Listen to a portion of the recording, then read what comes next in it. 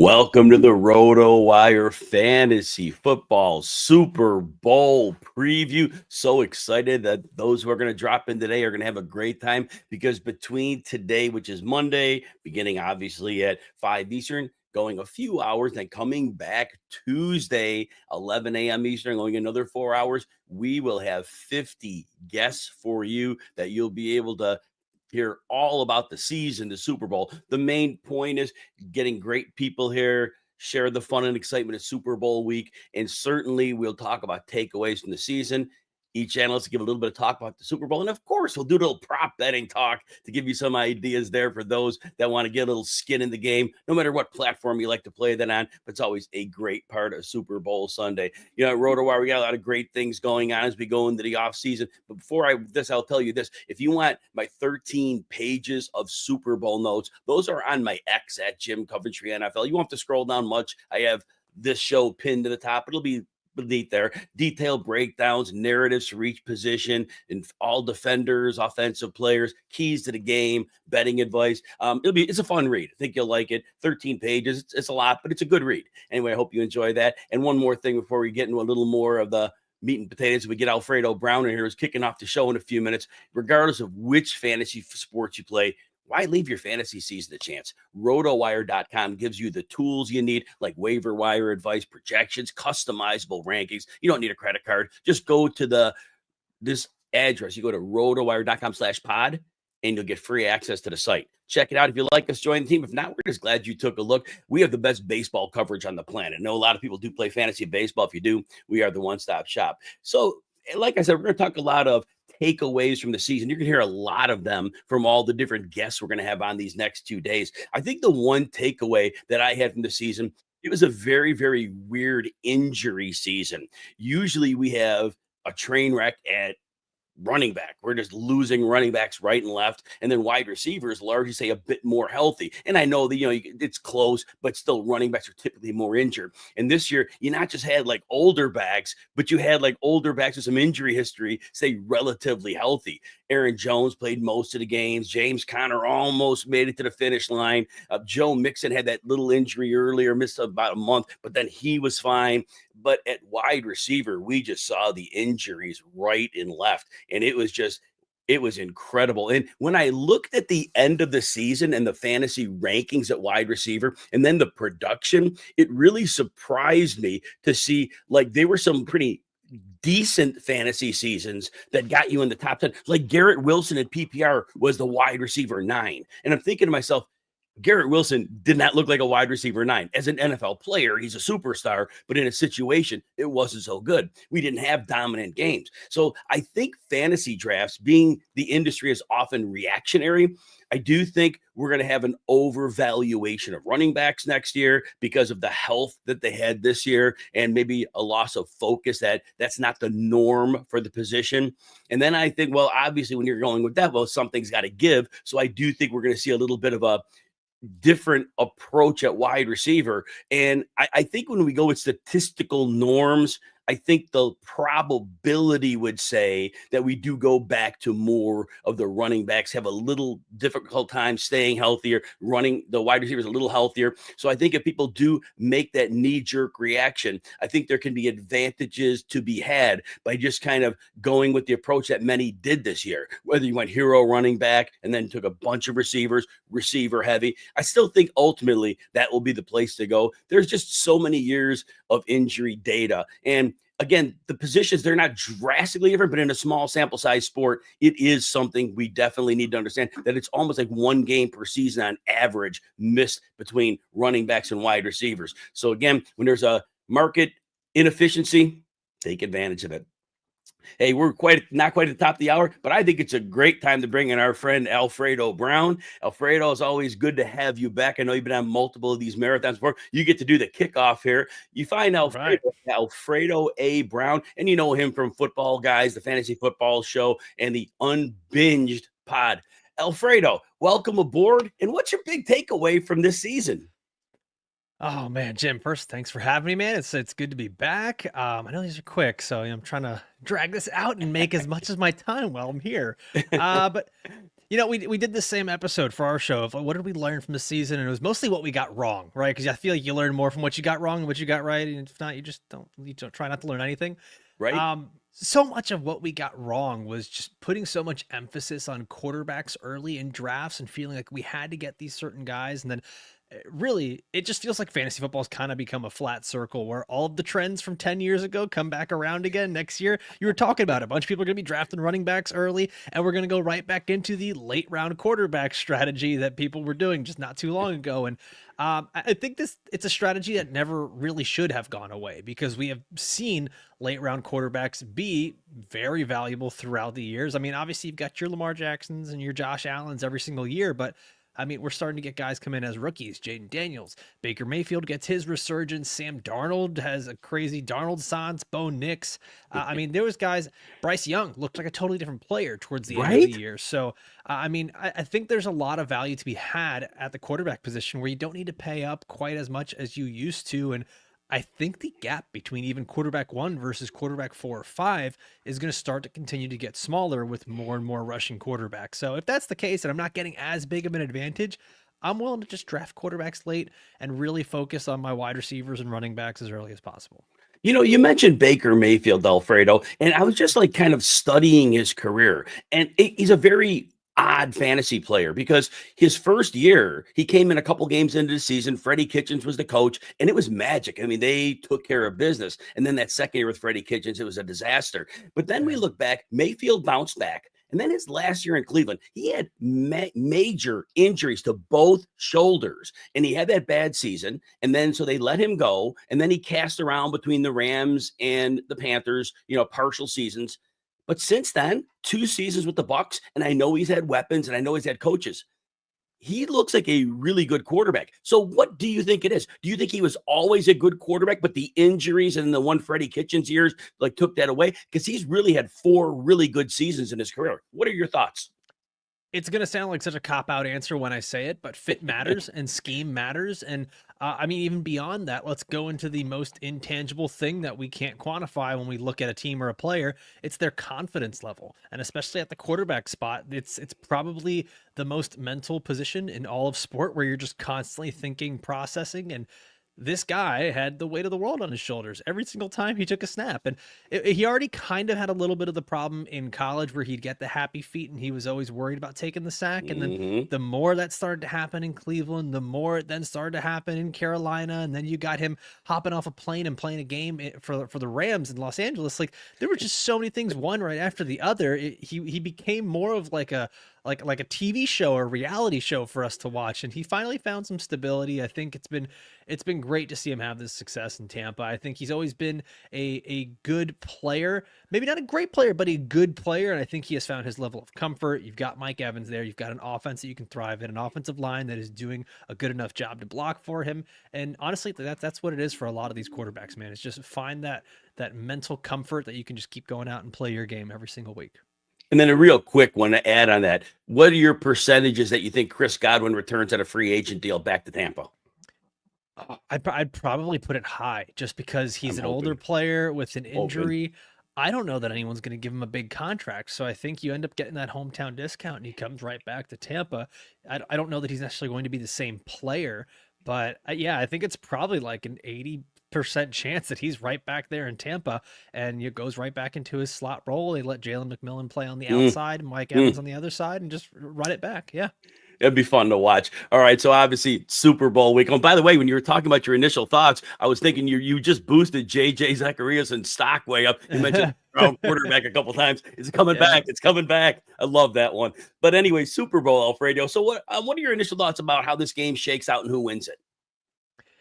Man, I think about 99.9% of the country is rooting for the Eagles in this one. And you could put me in like the 0.1% that says, I don't really care who wins. I just want to have a fun game, right? That's really all I want is an entertaining game. And unfortunately, though, we know that when Andy Reid and Steve Spagnuolo get a couple of weeks to prep for a team, The game can almost be kind of boring because the defense is better than expected and the game might move slower than expected. And so I think we might see a lot more unders in this game than we expect. We might get a few more explosive plays, but I think we might see a little more unders and a little more of that ball control and whatever they can do to try to slow down Saquon Barkley. And I think that probably leads to a Chiefs win here. They've had to do this before with the Eagles, not with Saquon, but then with the 49ers and Christian McCaffrey, and they're no stranger to trying to stop really good offenses. So I'm leaning with the Chiefs on this one. And the line's only 1.5, so it's pretty much whichever team you like, you're just betting them. If you take the Eagles, just take the money line. You get a little bit of a boost and you get your 1.5. But like you said, if you're going with the Chiefs, I guess there's a world where they win by 1 point, but it's probably not worth, betting down the odds anymore. I think that's a good color. Have you gotten to the point where you come up with a score or not yet? Oh man, I have not come up with a It's score, fine. but let's just let's think of it this way. It's probably going to be, let's say there's 3 scores and a field goal from your Chiefs. Let's call it 24-21 and the most Super Bowl score ever, winning by a field goal. Yes, and we know we could bet on Jake Elliott missing a kick of some sort for sure. Probably. I don't know why they didn't get rid of that guy like in week 7, but they didn't do that. Hey, Alfredo, what are a couple props that you're thinking this game? Or and if you don't have a prop, one player that may do well, one may do bad. However you want to frame it. I actually thinking of a prop. One guy that I like for this is Xavier Worthy, who has come on later on in the season, and I think a lot of it has been Andy Reid needing to figure out how they can use him. And I think that there's a lot of self-reflection that the Chiefs had to do. They go out and they get DeAndre Hopkins, thinking, okay, this will be our guy at wide receiver. He's not really the same guy anymore. Xavier Worthy, what can you do in terms of the route tree? What can you do in terms of beating defensive backs one-on-one? We know he's got the speed, but they got really creative with him. And I think that's going to be the thing, is them getting creative with him. Right now, him over 1.5 rushing attempts is at plus 130. So yes. I like that. I like them using creative ways to get him the ball. I think that's a pretty good one.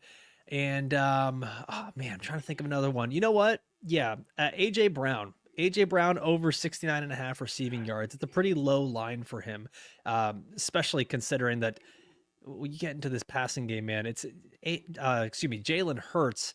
He really likes to stick with his guy, and I know Devontae Smith has played well throughout the year, but it's a low line for AJ Brown. I mean, he can hit that in 2 catches. So yeah, I'm going to stick with those 2.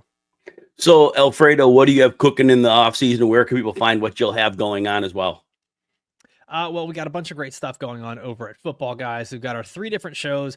First, me and Dave Kluge have the Football Guys Fantasy Football Show. We have the Audible with Cecil Lammey and Sigmund Bloom. It's been going on for 19 years. Crazy. Yeah, they're going into year 20. And then the Football Guys Dynasty Show. So right now we're cranking out the rookie content. We just finished talking about the Senior Bowl. We've got the Football Guys Rookie Guide coming out very, very soon, the day after the Super Bowl. So that's going to be a great one. We all wrote our rookie reports on there, so that was fun. I got to contribute to that. So we're going to have a great time this offseason. You guys aren't wasting any time, but again, like we know, those in the industry who waste time, you fall behind quickly. And Football Guys definitely is not that. We have quite a Football Guy presence on the show over these 2 days. Got a lot of friends there. It's just kind of hard to keep people out. I wish I could invite more. I think we got like 5 or 6 of you guys, so that's all going to be great. Alfredo, appreciate you greatly. I hope you enjoy the Super Bowl and hope that rookie guide and all the work you have going continues to go great. But keep doing the great work, Alfredo. Thank you so much, Jim. Appreciate you. All right, we'll talk soon. All right, everybody. Again, you're with the Super Bowl marathon at RotoWire, and we're just so happy you're with us today. We have 50 guests coming in today, which is Monday. We'll be going for a few hours. We'll come back Tuesday, 11 a.m. Eastern. We'll be right back with that, and we'll have more guests that day. We'll do the same kind of thing you just saw, takeaways from the season, try to get some nuggets that you can reflect on and kind of prepare ahead of time as you're thinking the next year, but also, of course, taking a look at the Super Bowl, maybe getting some ideas. I loved Alfredo's idea about that Xavier Worthy rushing prop. We know Vic Fangio likes to play that too high shell. We know that 3-4, the 3-man line, is very good for the Eagles, and maybe a way to mitigate that would be a couple of jet sweeps or things. I think that's a very good call. And again, I think Alfredo said like plus 130 odds. Of course, you shop around. You never know what line you're going to get wherever you go. But I also want to say thank you for tuning in today. If you're enjoying the content and looking for even more insights and exclusive updates, make sure to connect with us across all our social media platforms. You can follow us on Instagram. Of course, all these are at RotoWire. You get visuals and stories, bring you closer to the action. Twitter or the X, of course, at RotoWire. Latest updates and discussions. And NFL fans, you have a special spot at RotoWire NFL. That's his own specific entity, and you want to catch that as well. TikTok, we're there. So yeah, just keep up with us on the socials. Just love that. We're having fun. We have video editors that make our work look great. So even a knucklehead like me can be looking decent from time to time, and things work out quite well. Continuing with the Super Bowl marathon, a good friend, Eric Bulkman, you know him as Bulky. So happy to have you in the house. You find him conveniently at Eric Bulkman, and you know him from the FFPC media, the High Stakes Fantasy Football Hour. He's just all over the place. Better Network host, if you're still there. I saw that on your X. Think that's still cooking for you. Bulky, excited to have you on here. What's something you take away from the season? Well, I'll say this. Zero RB did not work out the way I wanted to this season. And I think the takeaway that you have from that, or the knee-jerk takeaway that you have from that, is like, well, I can't do zero RB next season. It didn't work this year. And because I had a lot of shares, Jim, of like Blake Corum and Trey Benson and Emmanuel Wilson and all these guys that, really never, they never even had those windows where you could use them. Right. So my takeaway is that just because it didn't work out this year doesn't mean you should eliminate it as something that you want to do next year, right? So I think in all my leagues where, and obviously the FFPC is different, but in a lot of the leagues I play in, like private leagues or whatever, where you have to start 3 receivers, I'm still kind of going to go like maybe not zero RB, definitely like fewer RB, where I load up on those receivers early, and I'm still going to be hammering out those running backs in the mid rounds. I just don't believe that we'll see the level of health that we saw from most of the upper echelon guys in 2024, again in 2025. And, we also have a great crop of rookie running backs coming in too, that could potentially be league winners down the stretch. So I think that's the thing. It's like, trust your process. Your process can be shifted and tweaked from season to season, but you don't want to throw out the baby with the bathwater. You're right, because, and I was saying like at the top of the show, there was an anomaly with the running back and the receivers, and don't bet an anomaly will happen again. Like you said, you just got caught up on the wrong side of it. That doesn't mean that you had the wrong approach. You just statistically had an anomaly work against you, and you're exactly right. And I agree 100% with that. Aaron Jones playing almost every game. James Conner made it all the way to week 16 before he went down. Now, a side question though, you mentioned Corum, and like you, look, Kyren Williams had 7 missed games as a rookie, 5 missed in the second year. He broke his hand in the playoff game. He would have missed time, but it was a playoff game. And then they bring Corum in, and you're thinking, okay, here's a fragile back. And of course, Corum's going to get 30-40% of the work. Kyren Williams saw more work than ever. Now, again, that was another anomaly. The dude didn't miss like anything. What are your thoughts on Corum quickly as we look to next year? Yeah, I think the thing to keep in mind is that offense that Sean McVay runs for Los Angeles, like it's like geared towards a one running back thing. I think the thing that we forget about with Kyren Williams, well, I shouldn't say that, but I think that a lot of people were betting on the ascent of Corum, and that was the reason they targeted him so much. I think the reason I targeted him was I just didn't trust Kyren Williams to do this again, right? And I think that's what it comes down to. So I think as it goes forward next year, we'll have to see where Kyren Williams it comes into focus as far as his ADP goes. If he represents a value, I'll be all over him again. But I think that I'd be more likely, as long as Corum's price doesn't get out of control, he's going to be another guy that I'm on this year for sure as a zero RB running back. And we go back to our anomaly discussion. Kyren Williams not getting around. I'm very happy he didn't want every player to stay healthy, but history says that's probably not going to happen if he's under 300 touches again. So we'll see what happens. So, Bulky, what about the Super Bowl? What are your thoughts on the game? Who might win? If you even have a score, some people do, some don't at this point. What are your thoughts on that? Yeah, I think it's going to be a tight game. I don't see either one of these teams running away. I'll say this. I could see Philly getting out to a big lead and then Kansas City coming back and winning it at the end. Imagine that. Yeah, exactly. No, I've seen like, what's the saying? I've seen this movie before. I know how it ends. Yes. I'm betting that the Chiefs are probably going to win this game again. I'm betting that they're going to find a way to find enough holes in that tough Eagles defense. This will be the toughest defense they've played maybe all season. And they're playing at the peak of their powers right now. I like Barkley under rushing yards. I think it's too high right now. So that'd be my prop that I would lean towards. But I think it's a close game. I'll say 26-24 Kansas City. It will cover the 1.5 too. We were talking in our right. We're in the last segment. We were talking with Alfredo Brown saying if you're going to take the Chiefs, you just probably lay the 1.5 because the probability of a 1-point game it exists, but it doesn't seem like you want to bump the juice up just for that point. But man, there'll be a lot of people that'll be like, wow, if it ends up on 1. But like you said, I like that 2-point spread. Chiefs winning that. And again, remind me of that prop. It was Barkley under the rushing yards, right? Yeah, Barkley. I think that this Kansas City rush defense is really, really good. And unless Barkley breaks like a 40 or 50 yarder, I think he's a pretty safe play to go under. And we've seen over the years, Bulky, Chris Jones. Hey, look, I'm not in there. I'm not going to judge Chris Jones. He seems to play harder run defense in the playoffs. Maybe it's just me. It seems I think you can make that case for a lot of players in the Chiefs. They come out to play when it's the postseason, man. But they're smart. They figured out how to do it. So, Bulky, what you got cooking in the offseason? How can people keep up with you? RotoViz High Stakes Lowdown goes each and every Tuesday night. I shouldn't say each and every Tuesday night. Every first Tuesday of the month. And then once the NFL season gets going, we'll go weekly with that show again. High Stakes Fantasy Football Hour is 10 o'clock Eastern on Friday nights. And, of course, the Better Sports Network show that I have will be going live for 2 hours year-round Thursday nights at 7 o'clock. All those can be watched on the FFPC YouTube, FFPC socials, as well as the Better Sports Network socials, bettersportsnetwork.com, and of course at FFPC on the X and myffpc.com. Yeah, it's, we've worked on shows before. I always enjoy being on yours. I know this year we were on, there was an engagement I missed that I could have been on with you. Glad you came back here. Always nice to talk football with you. Before we head out, when does high stakes season kick up for the most part?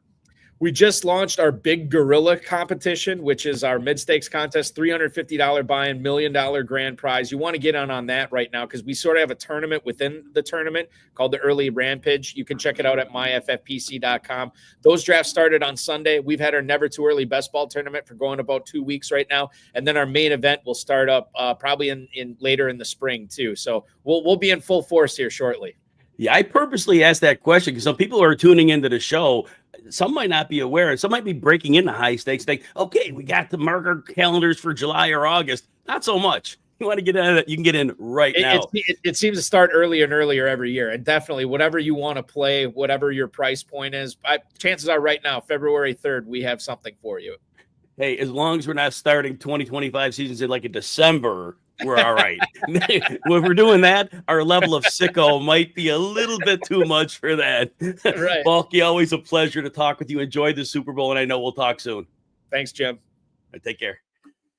Hey, everybody. Again, thank you for joining the RotoWire Fantasy Football Marathon. We'll be back as well after today. Be back Tuesday, 11 a.m. Eastern. We'll have a total of 50 people on. Same thing you've seen. Some great insights on the season, some talk about the Super Bowl, some prop bets for those that are looking to do that. Also wanted you to know most of my off-season content will be on RotoWire Fantasy Football YouTube. Those are watching YouTube now. You're watching on the main channel. So again, if you want to catch up in the off-season, please consider checking out RotoWire Fantasy Football YouTube and subscribing. If you want instant reactions to the Super Bowl, about 10 minutes after that game's over, I'll be on with Anthony Servino. We'll relive the excitement of game day because sometimes we just can't get enough and we don't want to watch maybe the stuff that's on the network. And with that said, it's a minute early, but how do I not leave Howard Bender in the queue when I can have him in here talking with my good friend? Howard Bender, how is life treating you as the fantasy football season winds down?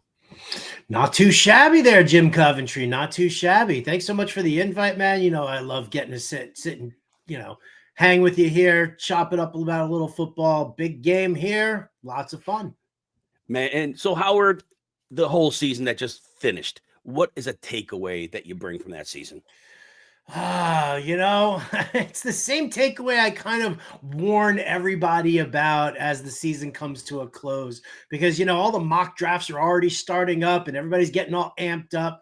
Just because what you saw this year does not necessarily mean that that's what's going to translate for next year. And I feel like a lot of people are going to be overdrafting some running backs who might not be in the best of situations. You can take a look and say that, okay, Saquon Barkley or Kyron Williams, these guys who had high snap counts, high usage rates, those are going to be the guys who are going to be the bell cows. But when you start seeing all of the things that kind of change around from coaching movement and everything like that, there's probably I don't know, 3 or 4 guys who have a snap count and a carry share that's worthy of that first round pick. So I worry that in this year of the running back, as everybody's starting to label it right now, might be a little too eager to draft in running backs for next season.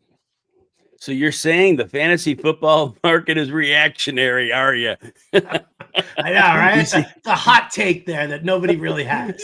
I love that. We've seen that so much. And right. But you obviously the voice of reason, Howard Bender. Howard, as you were talking through these running backs, I'm just going to move you in a different direction with one.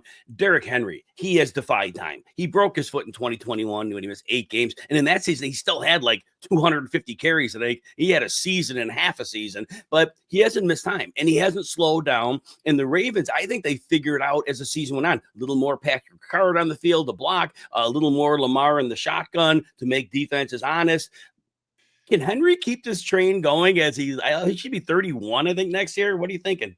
I mean, I don't see why he shouldn't be able to, because they've what you have with Lamar Jackson is you've got somebody who can take some of the pressure off of Derrick Henry. You don't need him to have 300 carries. You don't want him to have 300 carries. What you want is for him to be able to participate throughout the entire season and build up that momentum. Everybody, we talk about, all these stiff arms that Derrick Henry is dishing out left and right. Listen, as long as this guy gets ahead of steam, then he's going to be stiff arming people and he's going to be putting some people down. He's got great speed. His durability has been fine right now. I think so long as the Baltimore Ravens continue to monitor his carries, I don't see why he doesn't, he's not a guy you don't want to draft in the second round next season. So one more question about Henry. I remember that week 11 game. No, it was week 4 game against Buffalo when he had that 90-yard run and the defensive backs were chasing him and nobody caught him. Could they not catch him or do they not want to catch him? Would you want to catch him? No, I would not want to catch him. Not want to catch him. Do you want to how many bad ends of the poster do you want to be? You can see that. Show your grandkids and be like, oh, look at this picture. This is when Derrick Henry made me look stupid. This is when Derrick Henry mushed my face like it was cookie dough. That's really what we're going to do. So, no. If you see a defensive back who's trying to catch Derrick Henry from behind, do you really want? Because how many times are we going to see? It's going to be like that scene in Little Giants where everybody starts piling on the one guy, right? And he's just carrying them all to the end zone. That's what Derrick Henry's going to do. We will give Cooper DeJean some props. If you remember that tackle he had on Henry, he got his arms around him. He picked him up and he pile drived him. That one was a stunner, Howard. Isn't that an illegal tackle? Isn't that as close to a hip drop tackle as you can get? Not on Derrick Henry. I think Henry would have. I think Henry would have yelled at the referee if the referee threw a flag because the defensive back roughed him up. I think they right. I think Henry would file a grievance with the league if they did that. He starts hitting the ref. He's like, no, good tackle, put that right? Flag back. Howard, what are you thinking in terms of the Super Bowl? And if you have a score at the end of this, if you don't, it's early in the week still. What are your thoughts on how this game shakes out? I really wanted to lean towards the Eagles a little bit because I love what Saquon Barkley does. I just think that I think that this is the destiny here. I don't you want to use team of destiny because anytime a team is labeled as a team of destiny, they end up crap in the bed, right? Think about it, the Chargers, the Lions, everybody that everybody was like, oh, this is the team to beat now. They've completely gone in the tank. But I think that these two teams match up very well on field. I think the edge obviously has to go to Andy Reid and Steve Spagnuolo. It has to. Andy Reid and Patrick Mahomes against Vic Fangio defenses, we've seen the in-game adjustments that continuously get made. And Patrick Mahomes doesn't need to be superstar, throw it for 300 yards and 4 touchdowns. Patrick Mahomes, he just wants to get the job done. And that's what Andy Reid likes to happen. So I think they do have that edge there on the coaching aspect. And then you're also talking about Nick Sirianni, who has, blundered his way through a number of late game, mistakes, whether it's poor clock management, mistaken challenge that he's doing, or just not even, paying attention to what the game plan should dictate. So, that, listen, what I said about the conference championships, because I said it was going to be Chiefs Eagles. Why? Because that's what the public absolutely hates. They don't want that, right? Nobody wants the Chiefs to win 3 Super Bowls in a row. Well, guess what, public? Vegas hotels, all those big, beautiful hotels in Vegas were all built on you being wrong. So whatever's going to invoke the most tears, I'm in for. And that's going to be Patrick Mahomes, right? It's going to be like a botched challenge call by Sirianni at the end. Mahomes is going to get a favorable call about like a roughing the passer against one of the defensive backs. Everybody's going to be up in arms. Harrison Butker is going to kick the field goal, and it's 24-21, Kansas City. So a little bit of the under action on that too at 45. The under is at 48.5. Started 49.5. It got bet down a point. And real quickly, Howard, if I'm coaching the Chiefs, which I'm not, and I don't know what Andy Reid will do, but in this particular game, Joe Thuney's done a great job at tackle. I don't want him at tackle in this game. I want him at guard because you've got the 3-4 defense. You got Jalen Carter, who will wreck Mike Caliendo. You've got, you got the trio in there. You got Milton Williams causing damage. It is one heck of a trio up front. And the edge rushers, you got Nolan Smith. He's small, and you got Josh Sweat. He's good. They're the linebackers. I would probably put DJ Humphries out there. How crazy am I for thinking that? I don't know what Andy Reid will do. What do you think? I don't know, man. I really don't know. I get what you're saying there, right? Jalen Carter's definitely going to be an absolute beast. But, I mean, who else are you going to put there at right tackle where you feel really good about it? I mean, DJ Humphries was he was benched earlier on in the season because he wasn't getting the job done. So, I don't know. I mean, this is one of those things where I think – you'll see the in-game adjustment made. Maybe they start Thuney over at at left tackle, and they're like, "Oh crap, we're getting beaten in the middle here. Let's put Thuney at guard, and then we'll get Humphries in there." Maybe that's the in-game adjustment we see. I like that because I'm just thinking Jalen Carter cannot wreck my day if I'm Andrew. That's what I'm thinking. That's just me. Howard, a couple props, 1 prop, 2 props, whatever you got on this. I love me some tight ends, baby. Absolutely. Give me Dallas Goedert over 4.5 receptions, right? I mean, the Chiefs ranked, they were like 11th in DVOA against the tight end, but they were giving up, I think it was close to like 8 passes per game to the tight end position for over 65 yards per game. So, you see that, what's been happening with Dallas Goedert, who had 8 targets last week. He's averaged 6 targets over the 4 games that he's been back from injury. So I think Goddard's going to be in play there. But I also think that you've got Travis Kelce, and I think you're getting plus money at over 6.5 receptions. The thing about it is that the Eagles are seriously missing Nakobe Dean. He was an unbelievable linebacker who could handle coverage of the tight end. Zach Bond is not that guy. Zach Bond's a great pass rusher, right? He can be used to help stuff the rush, but you put him in coverage against a guy like Travis Kelce, and I'm a little concerned over there. So without Nakobe Dean, and you've got yourself a little bit of, Zach Bond trying to cover Travis Kelce, I think. And Oren Burks. Yeah. I think both tight ends go over their reception props. Oh, I love both those, and you and I are in a mind. I got about 6 props, and 2 of those are specifically right there. Kelsey's plus 135 to score a touchdown. Any legs on that? Sure, why not? Why not? Big games like this is where Patrick Mahomes and Travis Kelce do their thing. So, listen, if you're getting plus odds on stuff like this, I'm just going to keep piling it up because eventually I will I will make money off of like all my props and same game parlays. I threw a same game parlay together. Chiefs money line right? Plus the under, I mean.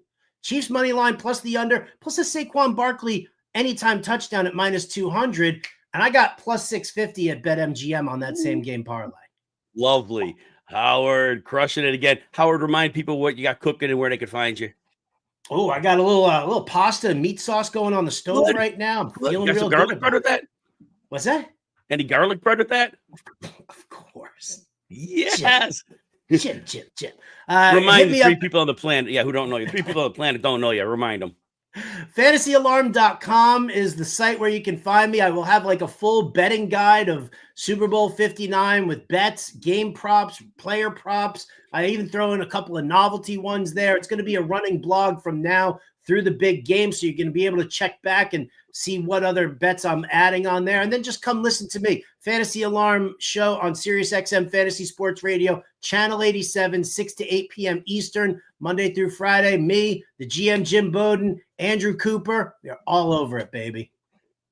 Appreciate your friendship. Appreciate you, Howard. Enjoy the Super Bowl, and we'll talk soon, my friend. Much love, Jim. Thanks always for having me, baby. Thank you, Howard.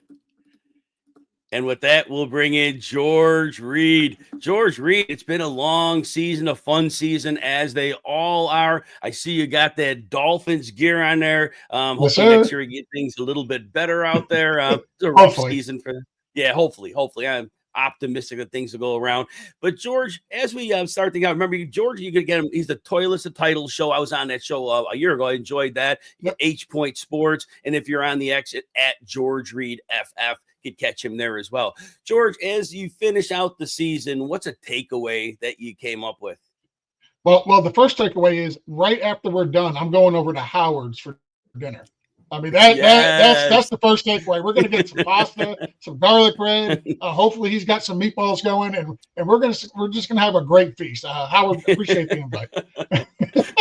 Absolutely, yeah. I think we'll all join her. Howard's going to have like 400 people at his door, like knocking. It'll be a beautiful thing.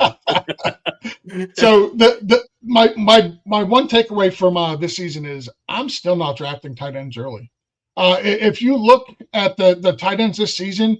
Brock Bowers finished tight end number 1 overall in PPR leagues. He was going in the 5th round, around select pick 95 overall. You got guys like Jonnu Smith and Zach Ertz who they both finished in the top 7. I don't think Zach Ertz was even drafted in most leagues. Jonnu Smith was probably a late round flyer.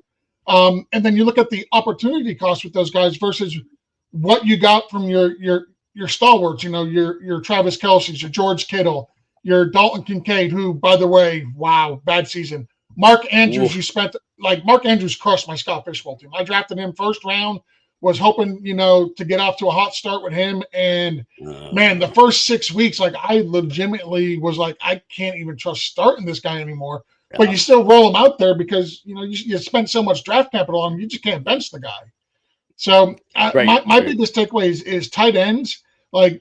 Every year you can get these tight ends that are going to finish, top 5, top 7, that you're spending either late round or even getting off waivers. So why spend that early valuable draft capital on them?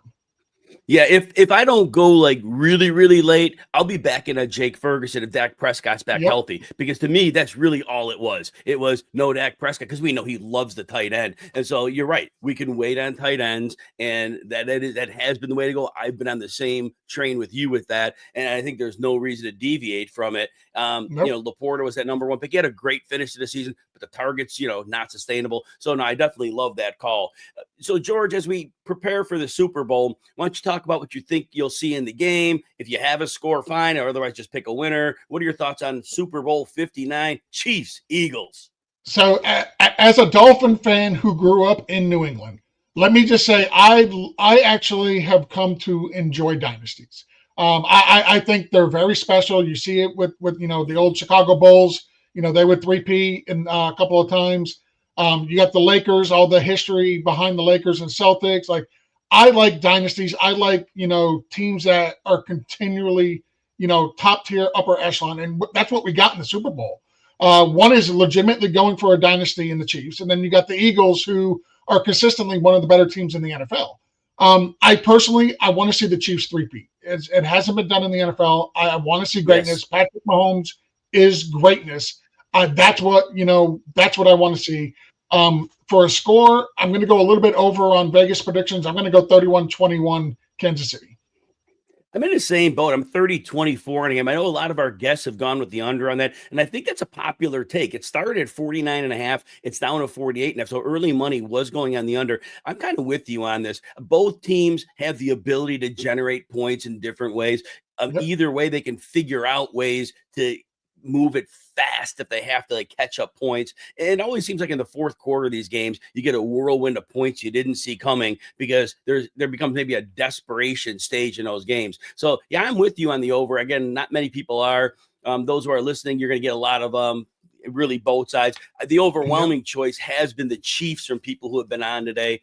And, laziest analysis I gave all year was in that last game against the Bills, George, where basically, I analyze these games up, down, left, and right. And I'm like, look, Allen ain't beating Mahomes. And that was the worst analysis I ever gave. But it's accurate. I knew it was the worst. I hated doing it, but it was what happened. Now this game, and if anybody wants my notes, I got 13 pages on my exit Jim Coventry NFL. This one I did break down, right down, up, down, right, left, and we're good there. Any props that you identified for this game, George? Not much of a better here. I did do a little bit of homework. I do kind of like the national anthem prop, believe it or not. What do you like about it? Well, it's the prop right now is over 2 minutes. It's 2 minutes and 5 seconds. It's 120.5 seconds is the over under. The guy that is singing the national anthem, he's not just singing it. He's also going to be playing instruments. So I'm just thinking, he's going to have a long guitar solo or something like that. That's going to push the prop to go over. 3 of the last 4 of the national anthems have gone over, including last year's. And I mean, they don't correlate year to year clearly because they got different people performing. But like last year's, the over under was 90 seconds on Reba McEntire. She did it in 94. So I like the prop of going over on the national anthem. That's a great one. So since you don't do props, is there any one player who you think will do exceedingly well or exceedingly poorly based on our year norms in this game? Yeah, so the guy I think is going to do good is actually Kareem Hunt. I don't think he's going to have a Damian Williams-like performance from a few years ago in the Super Bowl. Right. I wanted to throw that out there. One of my favorite running backs. He got robbed of the Super Bowl MVP that year. He's not going to go for 100 yards. He's not going to have 2 touchdowns. But I think they're going to give him the rock to kill the clock. I think he's going to come up big in moments. And the guy is playing for his next contract. So I think Kareem Hunt, he's gonna have the most carries on the team, the most rushing yards, and the most rushing touchdowns. And the guy I don't think is going to do very good, unfortunately, is a guy I love, which is AJ Brown. Much respect to Steve Spagnuolo and the defense for the Kansas City Chiefs, but I think they're going to take AJ Brown away from Jalen Hurts, and I think they're going to play a lot of zone, like you mentioned the other day. Oh, you were on that, yes. And for those that didn't listen, the Eagles normally play about 31. I've never said the Chiefs play about 31% man, which is a high rate. 25, 23 is normal. But like you're saying, George, and I agree with also, I think we know Jalen Hurts has his bigger struggles against zone and when he's flushed out. And I think that's going to be something that on film, look, Chiefs, we know one thing. They're very well coached. And if they know they can get an edge, they will. So I love that. And A.J. Brown's one of my favorite players. And like the worst thing in the world is to not see A.J. Brown have a game. So there's that. But but you're right. That's the probability says it doesn't happen for A.J. Brown, which is unfortunate, but is what it is. All right. So, George, remind people what you got cooking in the offseason and where people can find you. Just getting ready to jump into my rookie stuff. I was unable to attend the Senior Bowl this year for the first time in 4 years. I missed it. So I'm going to be deep diving into the rookies this year, this offseason. You can follow all my work at Tollista Titles and at George Reed FF on X. George, greatly appreciate your friendship and you and your football knowledge and being on here. I hope you enjoy the game and digging into that rookie research so we all can benefit from that. George, thanks again for hanging with me. Thank you, Jim. All right, take care. All right, everybody, the off-season RotoWire Fantasy Football Podcast, they'll start in the first week of March. Catch all of your favorite RotoWire football personalities all off-season.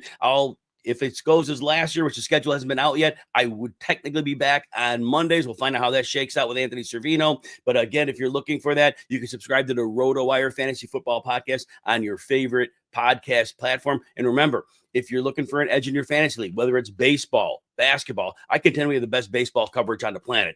We have an amazing baseball staff. But anyway, RotoWire.com delivers breaking news, advanced stats, expert analysis to help you win. You just visit RotoWire.com/pod. You get free access to all our premium features. You don't need a credit card.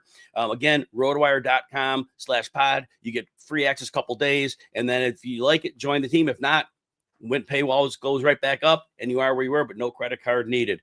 As we continue on in the podathon, we've got Frank Amarante in the house. Frank, I know you come on shows and I always appreciate you joining me here. You know Frank from the senior sports writer at thegameday.com. Frank, do you have a takeaway from the season, and welcome to the show?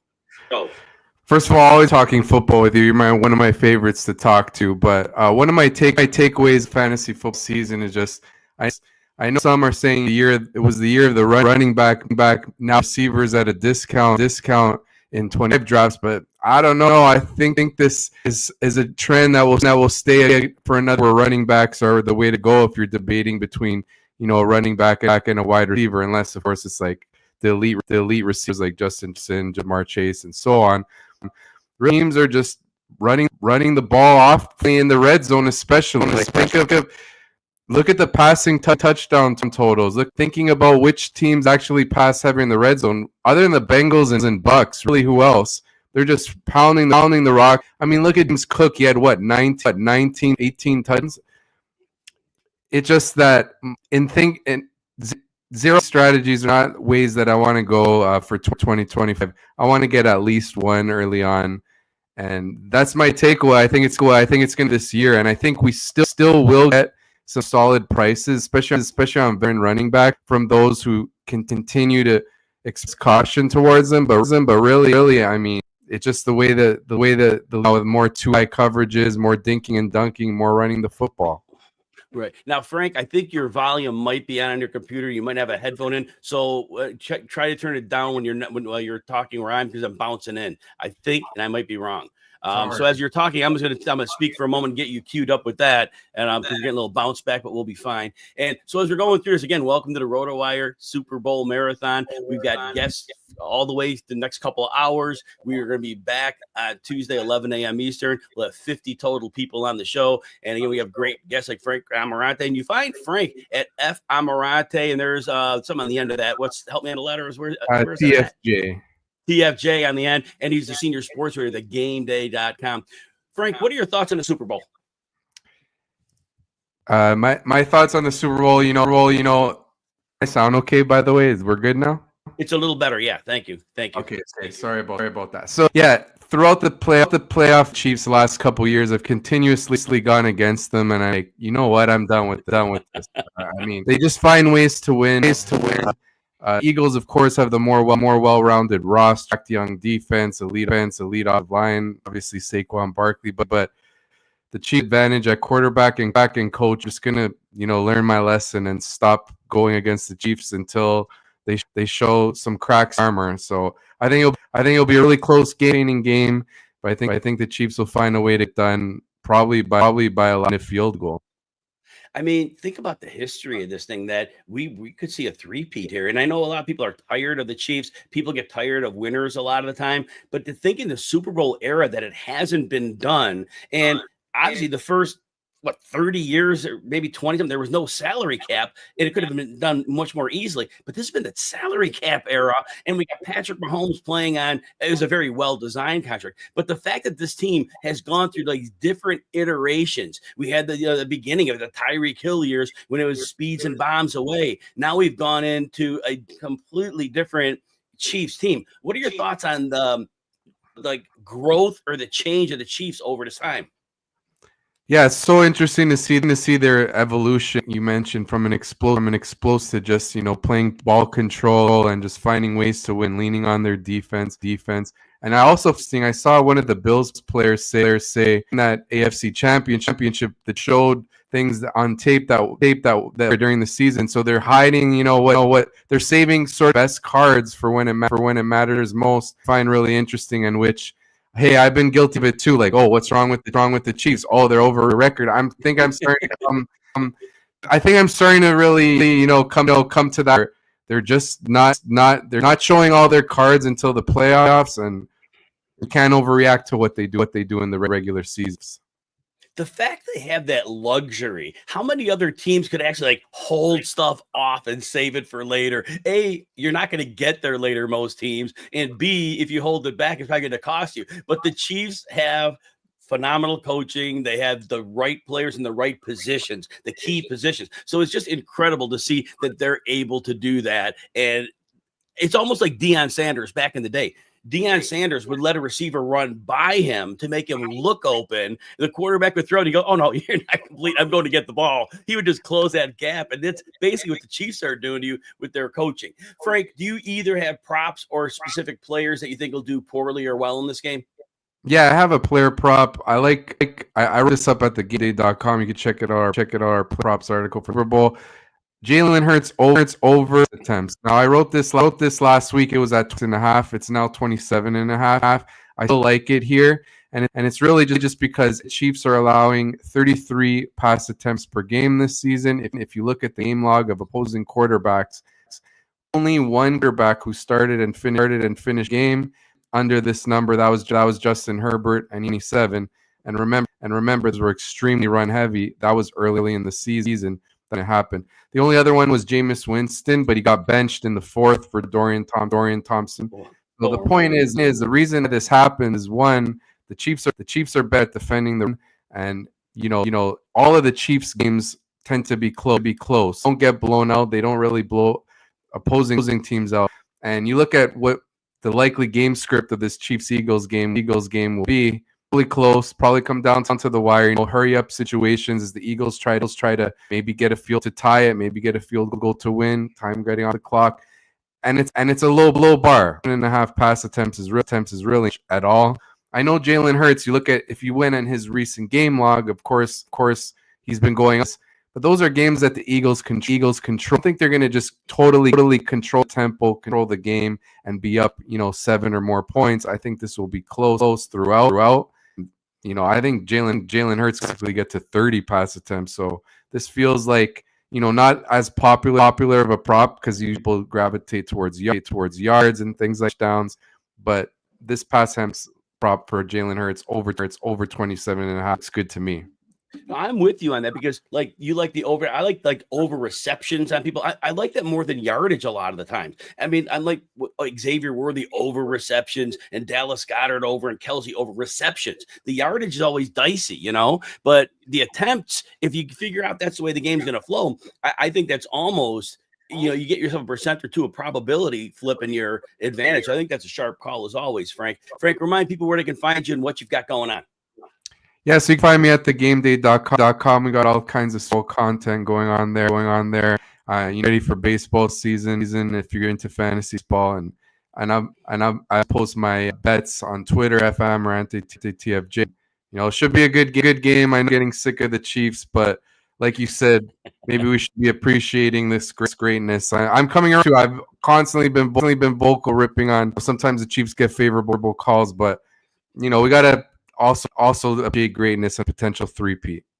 Exactly. Frank, great stuff as always. Thanks for coming on. I know we'll talk soon. Enjoy the Super Bowl, my friend. You too. Take care. Let's bring in Anthony Servino. You find Anthony at The Real NFL Guru. Anthony and I worked together extensively during the NFL season. And I told you earlier, RotoWire, if you're watching on YouTube, you're watching on the RotoWire main channel. We have a RotoWire fantasy football only channel. Anthony and I are off and on there. Super Bowl Sunday after the game is over, probably about 10 minutes after, let people settle a little bit, take their restroom break and all that. About 10 minutes after, we will go over all the highlights of that day. Anthony Servino, before we get started, we got a little extra time. I want to talk about things we got cooking out at the YouTube channel over at RotoWire.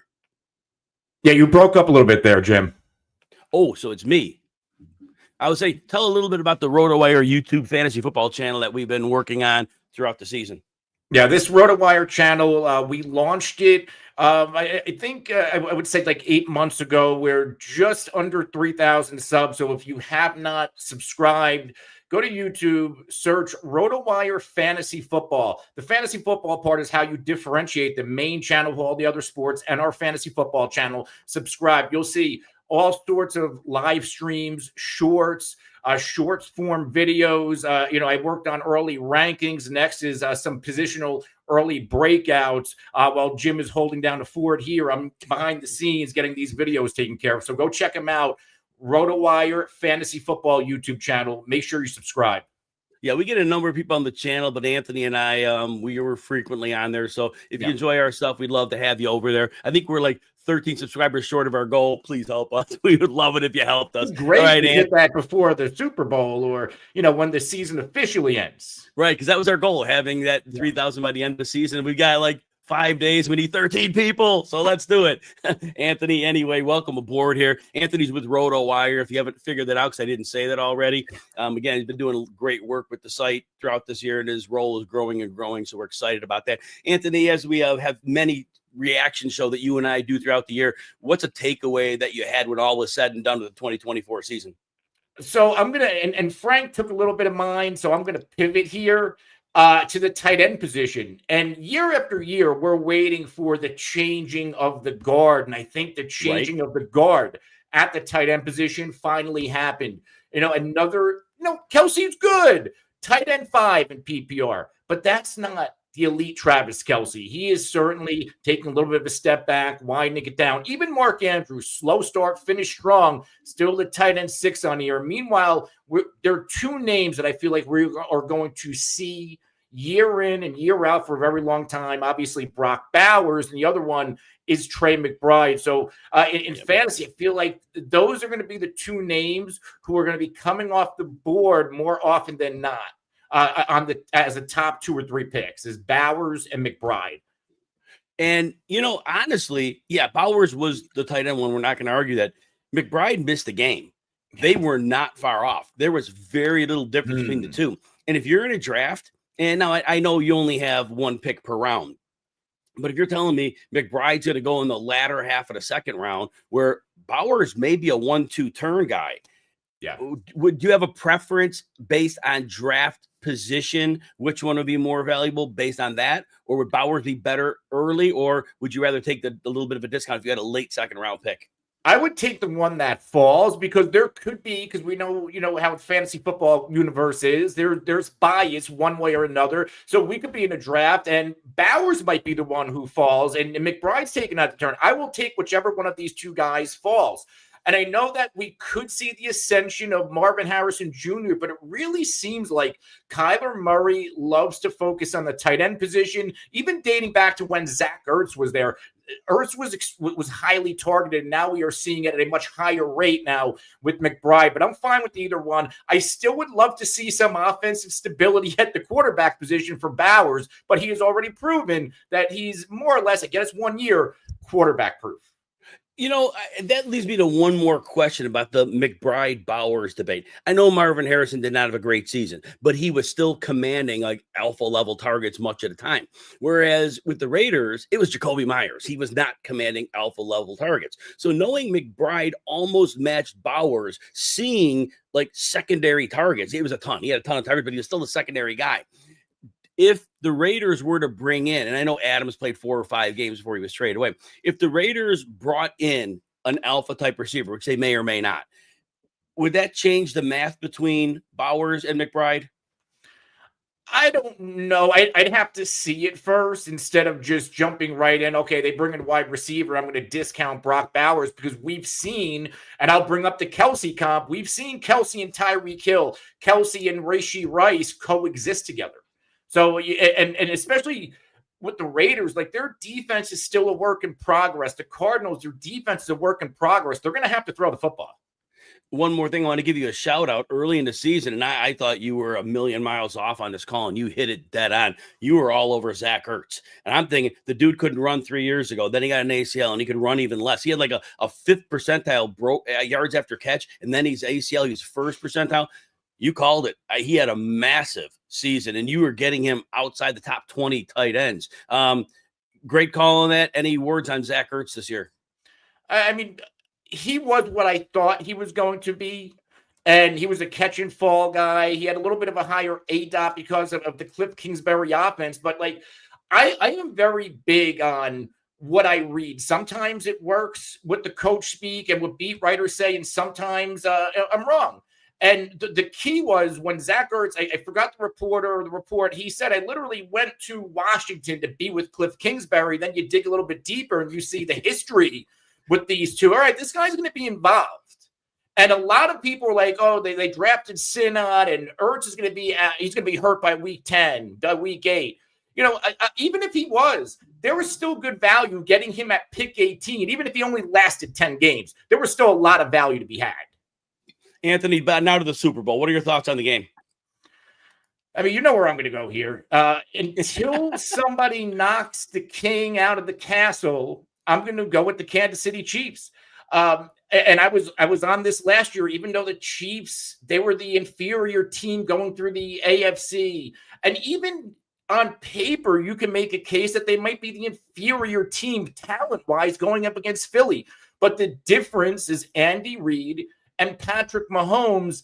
And even at this stage of his career, Travis Kelce hasn't really done it this playoffs yet. I mean, he did a little bit against Houston, but he'll probably show up this game. The Chiefs have been there and done that. Now, granted, a lot of these Eagles have been here and they lost to Kansas City. But still, until somebody can knock Kansas City off their mountain, I'm going to pick them to obviously cover the 1.5 point spread. But I think the safer bet is if you're going to take them to cover in case it's a 1 point game, just take a minus 120 on a money line, which you can get at FanDuel right now. And make sure you shop the odds. Maybe you get that closer to 110, 105.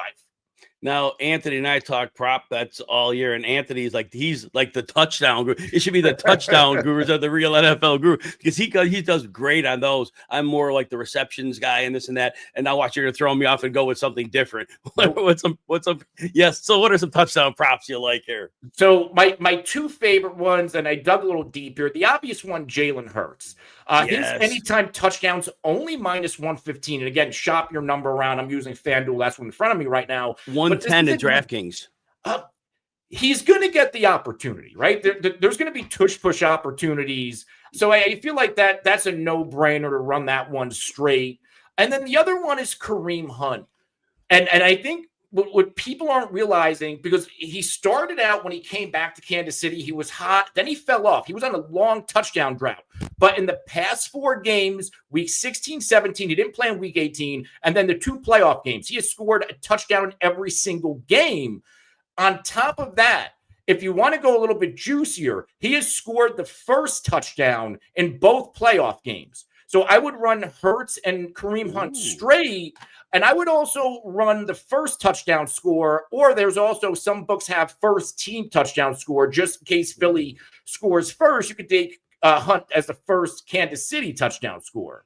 But those are my 2 favorite ones. And I think realistically, these are 2 that could probably cash in the first half.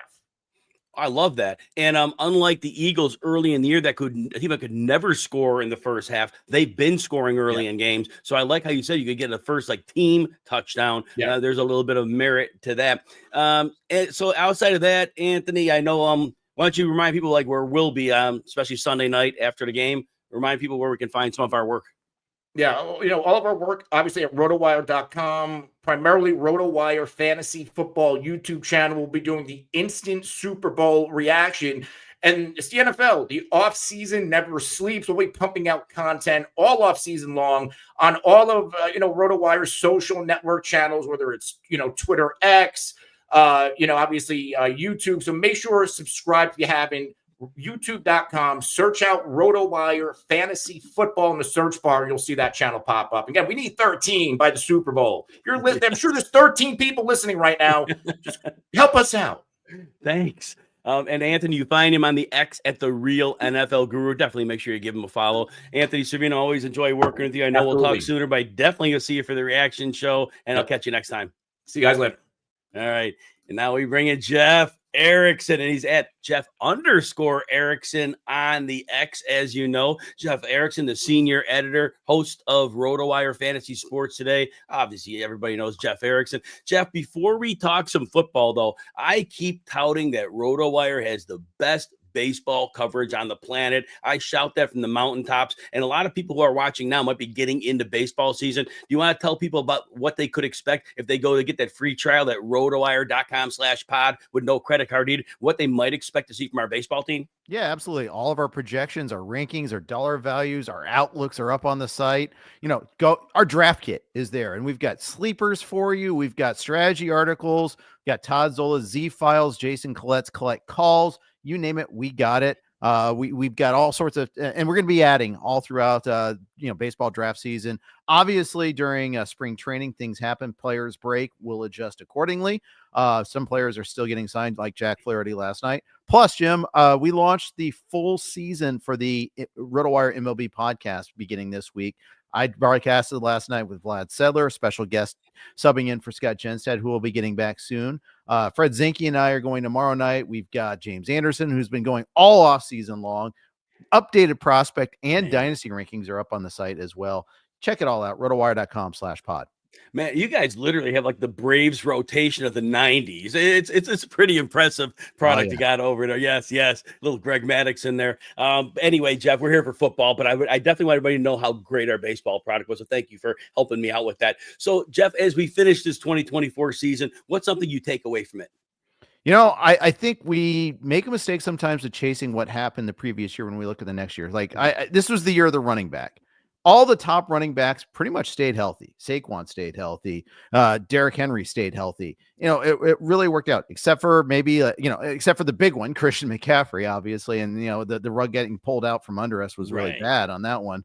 But you're going to see running backs ranked higher, drafted more often in the first round. And I think we might be relitigating 2024 again, is what I'm kind of slightly worried about there. So to take advantage of that, I kind of want to draft towards the back end of the first round. I think that there's a possibility you can find some value there. There's more than 12 running backs I like too. So yes. I'm good with, especially in a third round reversal format, being towards the back end of the first round and being fine with what is given to us there. You mentioned the running backs, and Breece Hall, I didn't see that season coming. He was somebody I was very happy to take if I had, the third, fourth, fifth pick. Super excited about it. He played in horrible situations. The 7 games of rookie before he got hurt his second year, and he was putting up major numbers. Then he gets a better offensive line, and Aaron Rodgers certainly had to be better than the quarterbacks they had. And then he had that season. What are your quick thoughts on Breece Hall? I mean, is he somebody we're going to go right back to the well and say all's going to be fine? It was a weird year, or is there something to his poor production this year?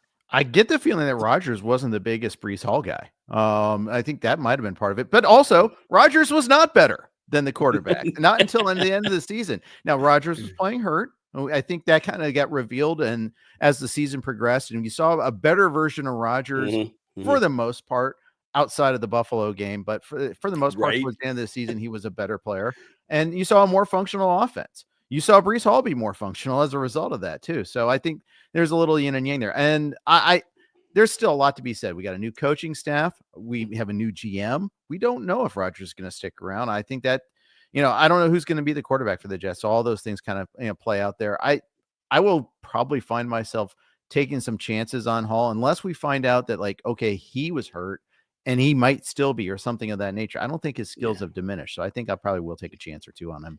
Yeah, I'm going to be back in. I mean, what I saw the first 2 years, there was nothing flukish about it at all. Yeah, I'm like you. I'm going to go back to the well there, and there'll be a discount this year. I saw in some very, very, very crazy early drafts, late second round. That's a decent point to grab that. So, Jeff, as we get to the Super Bowl, what are your thoughts on the game? What are you expecting? So, one thing I've seen is a lot of the favorite player props have gone up.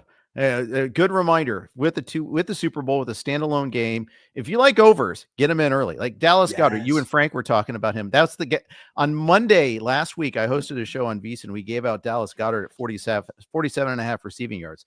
The best you can find now is 50.5, and in like the pick'em games, it's all the way up to 54.5 in some places. So you really have to jump in early. The converse is if you're trying to fade, well, then wait. And let's face it, nobody wants to bet unders. They're not fun. You're never in the clear. All it takes is one play, and all of a sudden your perfectly crafted, slate of picks gets sunk by one play late on. But look at Xavier Worthy. He started off at 4.5 rushing yards. I think that was one of my favorites. It's up to 6.5 in most places now. I still might go there. but I'm not getting as much value. I think that's pretty much clear. Although maybe you're playing a better plus or minus, on the VIG. And that might be the thing that you get the trade-off there. With the higher number to achieve, you get the better payoff. Not that it's helping anybody now. I mean, I got my props in last Thursday because I kind of saw what you saw. I wanted to get those done. But that means, though, if you're listening now, it's Monday. Get, like Jeff said, it works.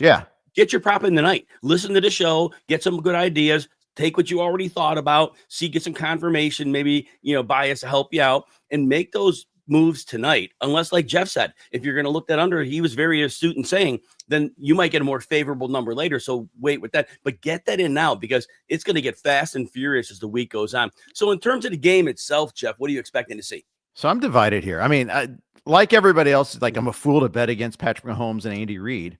I'm kind of a fool though, Jim. I think I'm on the Eagles side of things on this one. All the metrics suggest that the Eagles have the slightly better team, better line play on both sides of the line. Jalen Carter is like a force of nature. I think I'm leaning Eagles. If this was week 4 and just one game among a slate of others, I'd say let's just, get the popcorn, kick back and just watch the game. Don't bet it. But it's the Super Bowl and we all have to have something going on. So yes. I'm on the Eagles. I'll take the points at the Eagles. I think it's noteworthy that the total has actually gone down. You almost never see that. Right. But it has. So I think that's interesting too. I like Goddard.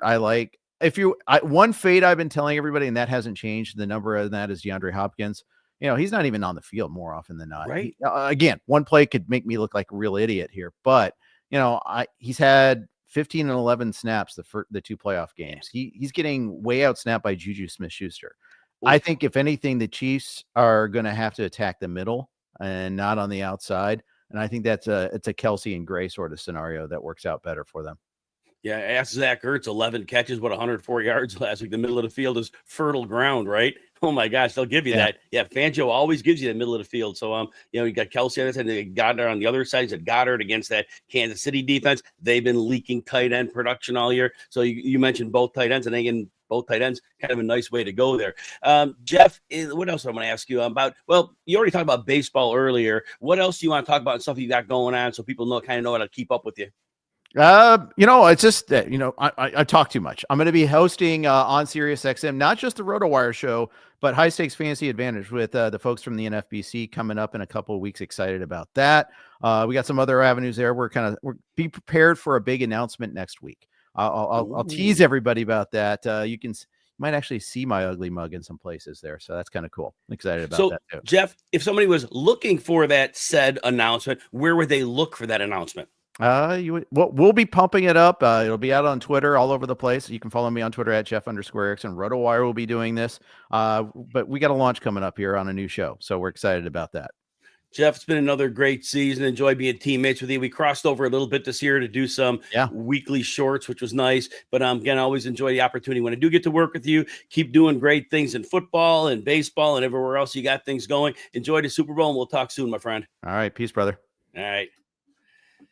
Everybody, we appreciate you being here for the RotoWire Super Bowl Marathon, where we will have 50 analysts on talking Super Bowl, takeaways from the season, prop bets, and a little silliness to go along with that. But we just, again, appreciate you hanging out with us and spending time. We will be back. We're obviously got a couple more hours today, but Tuesday, 11 a.m. Eastern. If you miss some of the show, like being that it's on YouTube, you can always rewind it and catch it later too if you miss some of that.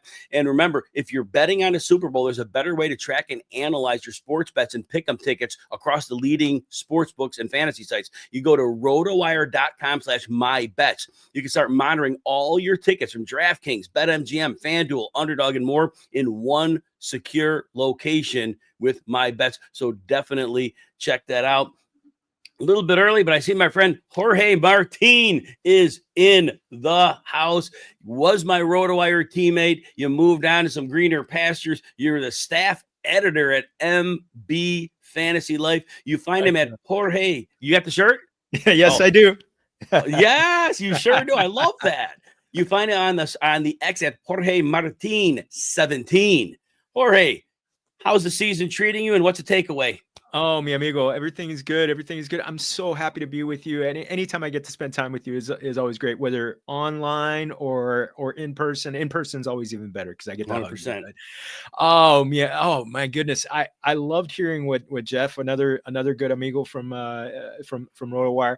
I tell you, you've been asking about the takeaways for the season, and oh man, I think it was Eric who was talking about not the year for zero RB.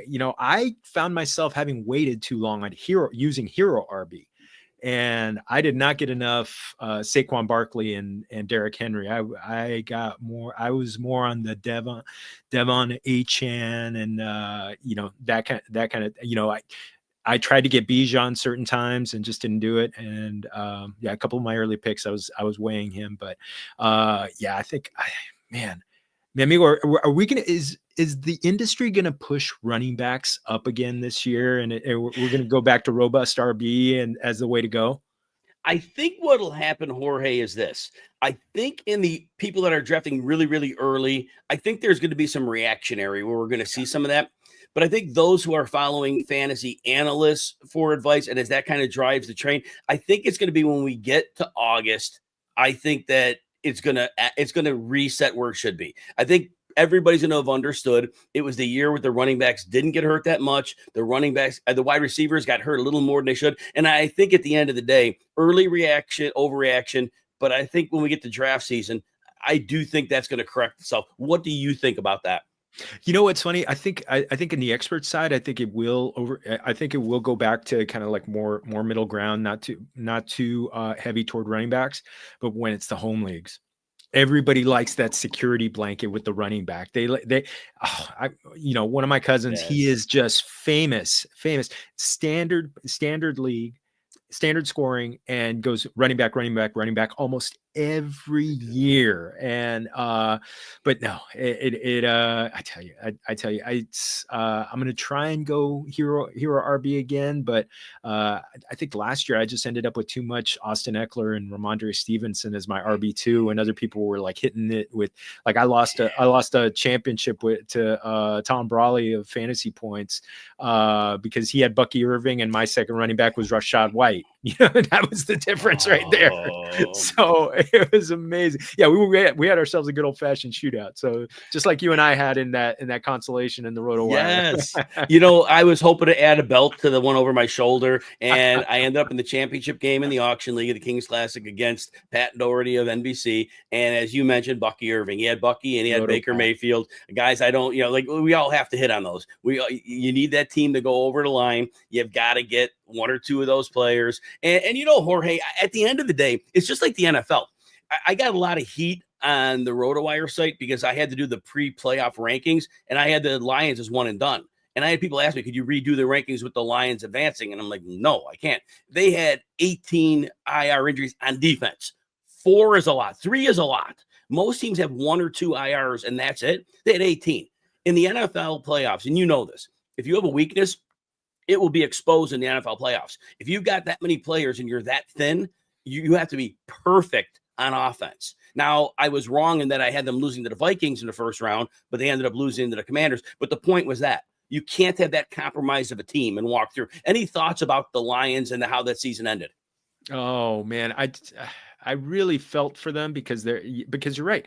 I mean, wherever they were diminished because of injuries, they were able to attack them. It was they had injuries in the secondary. Boom. They were Jaden Daniels had all day long because there was no Aiden Hutchinson chasing him around. Aiden Hutchinson is a bad man. Mm-hmm. So, he was on his way to an all-pro type of season. Right. With them, you just wish for health and a return to health. And maybe it's a tough start because some guys, it really takes, it takes close to a year for some of those injuries to get all the way back. I mean, we've seen that with guys like Tony Pollard with broken legs that really it just went well into the next season.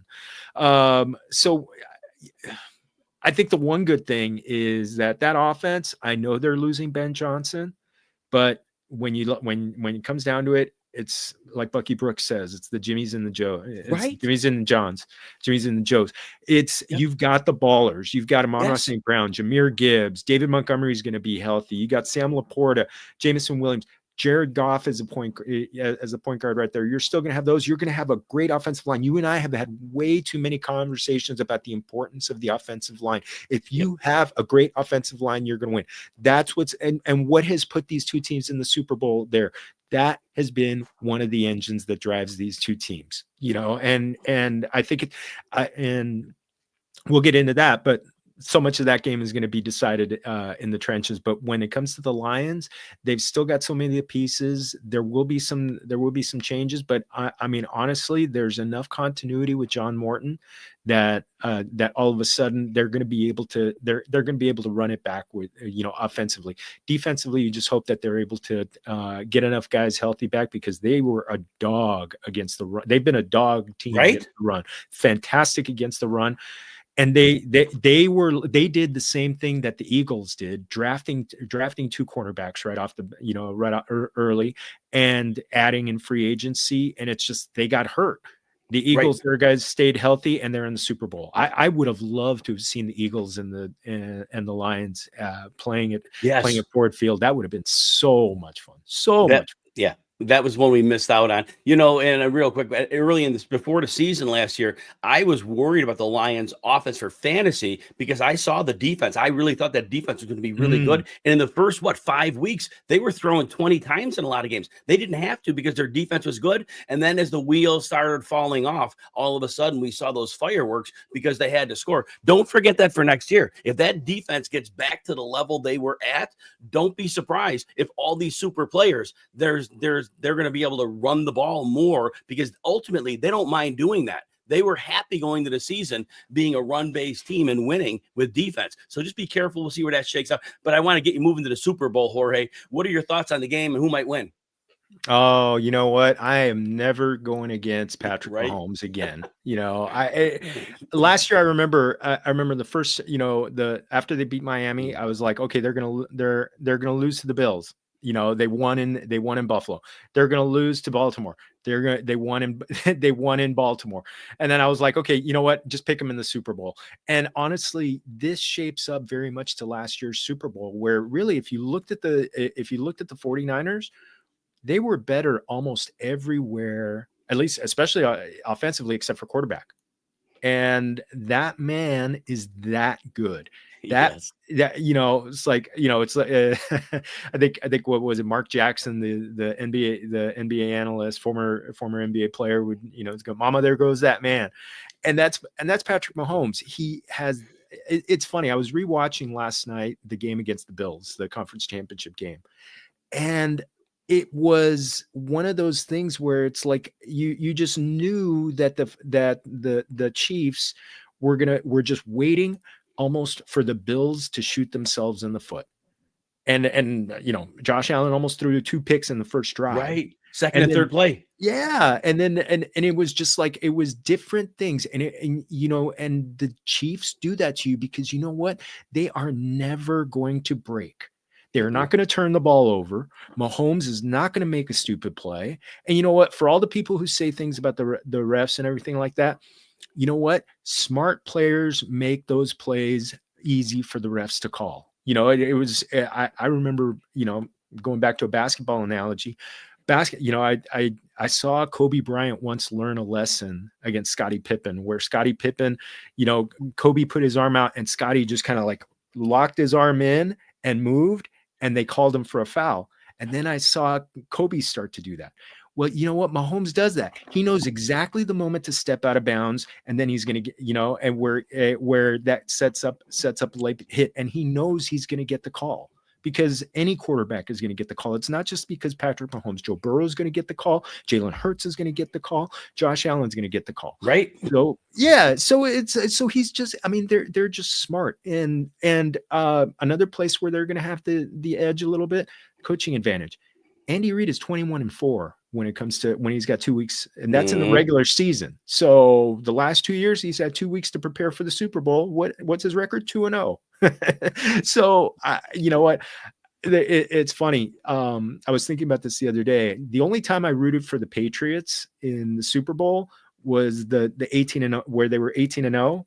And I was like, I wanted to see history. Right. I want to see history. And again, going back to my Laker fan days, Pat Riley got a trademark on the term three-peat. He did. So he brought me some championships in the 80s. I want him to get paid a little bit because getting the trademark. So I'm calling Chiefs 28-24. So And just a little bit on the over, and they'll cover. And so Pat Riley is why Jimmy Butler is not going for the Chiefs in this game, right? We got about a minute. Just give me 2 quick props and I'll get you out of here, Jorge. Oh, Travis Kelce 6.5. Yeah, 6.5. I mean, gosh, Zach Ertz got 11 for $1.04. Yeah, and you know what? Tyler Higbee went 754 when not being the focal point of the offense. So you and Jeff were just talking about it. They leave the middle wide open. Vic Fangio's defense leaves the middle wide open. He's going to have a lot of room to run. And you know what? The other one, I want to find a prop for how much time Taylor Swift is going to be on TV. So and no matter what, I'm taking the over because I think she's going to be on screen after the game, probably on the stage celebrating with Travis and the gang, with confetti being all over her. You find him at Jorge Martin 17. Jorge, I'm going to get the line moving. Thanks for coming out. Enjoy the game. Oh yeah, and thank you, and everybody play guillotines. So thank you very much. Thank you. Scott Engel's in the house. My friend Scott, good to see you. It's always good to talk with you. I'm a little bit behind. I didn't realize I was behind, so I'm sorry about that. Make you waiting. If you're on socials, you find him at Scotty the King, but you spell it Scotte, the King. He's an FSWA Hall of Famer. Scott Engel, what do you take away from this season? Great to be with you. My first takeaway is I'm part of a Jorge sandwich. It's like you got Jorge Martin at the top of the hour and Jorge Edwards at the bottom of the hour. I guess, I got to change my name to Jorge. So, next time I come on. Jorge the King. Good to be with you as always. One thing right off the top, though, it's just like, we know tight end is like catcher in fantasy baseball, right? But it's so top heavy. But now it's become more of a crapshoot than ever. It's like Sam Laporta fell off in a big way. I heard you guys talking, say, on the RotoWire show in Sirius XM with Mario Puig, I think we're talking about you all before, saying, we told people, Laporta was kind of going to drop, and he started really slow. And then Janu Smith comes out of nowhere. I mentioned him as a preseason sleeper, but he didn't bust out till like week 8. Brock Bowers, rookie tight end, 2 years in a row. All these years, we're like, wait on tight ends. They don't hit till the 3rd year. The last 2 years, rookie tight ends. What's going to happen with Brock Bowers next year? We don't know. Trey McBride never gets in the end zone. I heard a rumor that somebody drew an end zone on Trey McBride's front door and he couldn't get in his house. But yes, he still ended up the number 3 tight end. George Kittle coming off of disappointing years. Number 2, Travis Kelce is going to be 100 years old next year. It just, you don't know what's going to happen at tight end. It's like, you say, okay, the position's been thin. I'm going to go early. And then he gets screwed. Mark Andrews, 11 touchdowns, but I don't think he had any until like week 6 or something like that. It's just, tight end so maddening. It's like, people want to get rid of kickers in fantasy football. I wonder if soon they're going to want to get rid of tight ends. It's like handicapping the position and projecting it has just become even more difficult than it's in the past. Look at Bowers, right? It's like, Brock Bowers could be number 1. Pete Carroll's now in, and you could, I'm a Seahawk guy. I wish Pete nothing but the best except for when he plays the Seahawks, right? If he gets Russell Wilson over there, Russell Wilson historically has not thrown to his tight end. And that would be a red flag for me for Brock Bowers. So this tight end, it drives you mad. That is a great call. You're right. That would be an interesting fly in the ointment for Brock Bowers. A Russell Wilson move that way, and that could happen. Wow. Did not think of that. Fabulous call. What are your thoughts on the Super Bowl, Scott? Well, I love Super Bowl week because, you can see I'm a Seahawks fan. This is my back-to-back NFC champion sweatshirt from 2013, 2014. And, you know what? When your team wins, it's always eternal. It is. Right. It Yes. lives forever. Mhm. It's like, this week they'll be showing all the Super Bowls. When they show 48, I got to stop. Right. Yes, you do. All the time. All the time. Just like Seahawks traded a first-round pick for Percy Harvin. It's like he hardly played any games, but the first-round pick was worth it for that one touchdown run in the Super Bowl, the kickoff return. And I called it 2 days before on Sirius XM Fantasy. I said, Percy Harvin is going to return a kick for a touchdown. Wow. Yeah. Oh, he was and so it fun to happened. watch when he was healthy. It was. But what I think about Super Bowl 59, well, you can check out my predictions at cleveland.com because I now write sports betting for Advanced Local, which is cleveland.com, newjersey.com, Mass Live, Oregon Live, all those big sites. So my prediction, I'm not trying to be contrarian, Jim. I think the Eagles are winning the Super Bowl. And I'll tell you why. Good. Now, Patrick Mahomes, probably the second greatest quarterback of all time, in my opinion. Still Brady. Mhm. Brady beat Mahomes in the playoffs twice. Right. Coaching, you give the edge to Kansas City. But everywhere else I look, it's like everybody's talking about the Chiefs like it's just inevitable. Like they treat them like the Patriots, just inevitable. But Right. wasn't it inevitable when the Giants were playing the Patriots? It was not. Wasn't it inevitable when the Patriots were playing the Eagles and Nick Foles was the MVP? We can't assume anything because Nope. people will say, you look at it, you look at the schedule, Jim, right?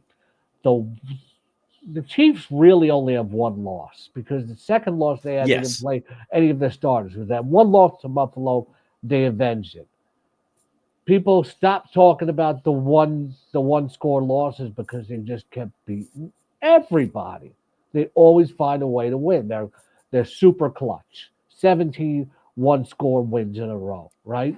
But people are also overlooking is that the Eagles are equally as dominant, if not more. They have won 15 of their last 16 games, and the one loss during that span was the Washington game when Hurts left early. Yeah. They have not lost a game with Jalen Hurts since week 4. And you look at them, the best running back in football, having one of the best postseasons of all time. Mm-hmm. I see people saying, "Oh, they'll find a way to contain them." Nobody's found a way to contain them because you're talking about the best running back in the game playing behind the best offensive line in the game. Now, Steve Spagnuolo is a great defensive coordinator, but people have been lining 8 in the box. These average over 4.5 yards a carry. Then on the defensive side, look at this defense. You look at the big differences between Super Bowl 57 Eagles and Super Bowl 59 Eagles. The running game and the defense. Last year, the pass defense of the Eagles was 31st. This year, it's first. I had somebody say to me, "Oh, it came against backup quarterbacks." Like, come on, stop that. Yeah. Nobody plays a top quarterback every week. And in the playoffs, it's allowed 18.3 points per game. They went from 31st to first. This young secondary, one of my guys, Advanced Local, just hates Philadelphia. He's a Dallas fan. It's like, oh, they're rookies. I'm like, they haven't played like rookies. Like, that's the first time for everything. I'm like, you're a Dallas fan. You hate them. I get it. They are better on both sides. They have the best defensive line, the best offensive line, the best running back. Their linebackers. Nolan Smith is having a tremendous postseason. He leads the Eagles in sacks with 4 and tackles for a loss with 4. Quentin Mitchell playing great. I just believe that now you're so impressed by what the Chiefs have done, but I just think Philadelphia is the better team. And they're going to get a defensive stop when they need it, I think. And this game is going to be a sweat to hit the over, I think. It's going to be something of a defensive game. I think we might be looking at like 27-23, something like that. That would nick might- the over might- by a 1.5. Yeah, it might just squeak past the over. Yeah, for sure. But there's such a difference. Not that the Philadelphia wide receivers play against the Kansas City wide receivers, but you compare the teams' playmaking. The Eagles have the advantage of playmaker everywhere except for quarterback. You know, the secondaries may be a wash, maybe Kansas City a little bit better, and the Chiefs have still done it, despite none of the pass catchers except for Kelsey playing like he used to be. And like Mario Puig said on your show, he doesn't get downfield quite like he used to either. Sits in the middle of the field. Says, hey, Taylor. And I just think the Eagles are the better team. I know. This is why the teams are evenly matched, though. It's a 1.5 spread.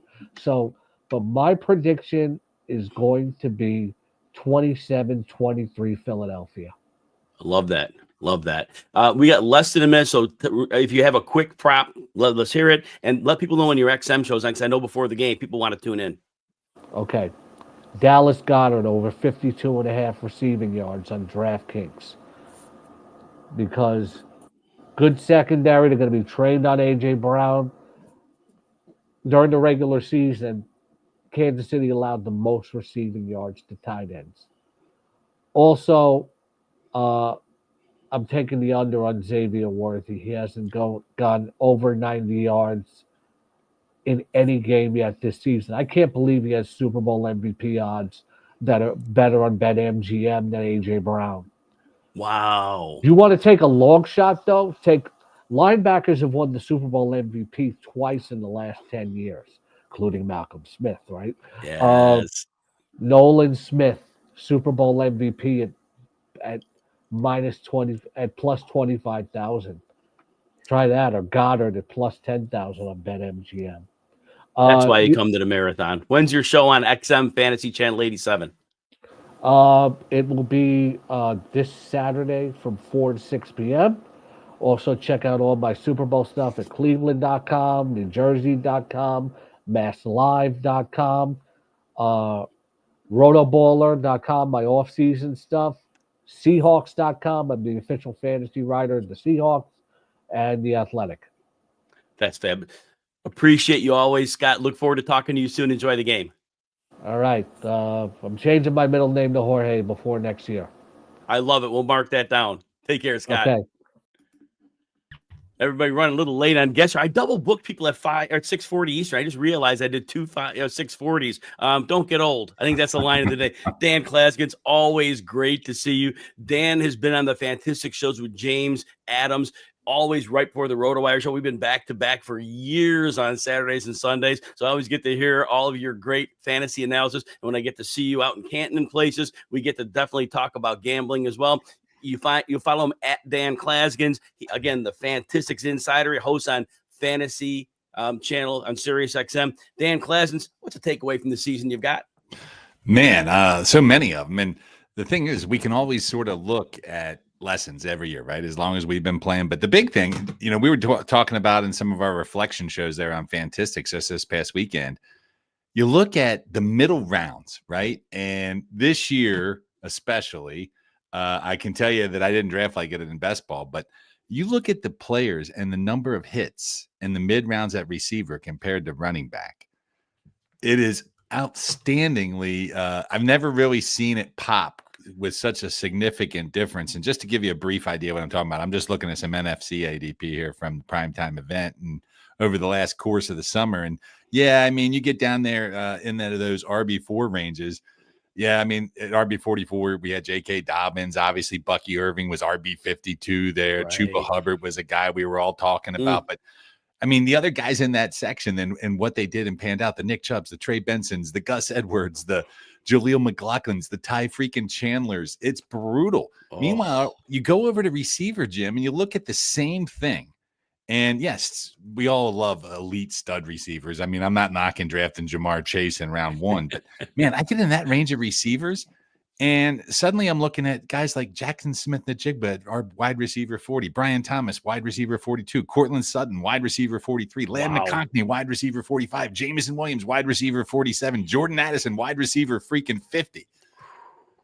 I was drafting wrong this year, at least the way it turned out, because I was stacking receivers in those early rounds. Yes. Waiting on the running backs in the mid rounds. And I can tell you my best ball portfolio was a big pile of poo-poo. And right now I'm looking to turn it around. I do think that the depth at the receiver position, especially after another big influx like this, is pretty impressive. So I still will try to get me that stud alpha wide receiver one, but at least I don't know in season long you'll play the boards, but in best ball, rest assured, as I get cranked up here real soon, I will be getting a couple more running backs and stacking those receivers in the mid rounds. I think that was a great piece you did there, because pointing out those names, because when we reflect back on a season, we look at things, we're like, that really happened. And I think that was like one of the most insightful reviews that I've heard, because you just really hit nail after nail on the head. Great call on that, Dan. Dan, looking at the Super Bowl, what are your thoughts on it?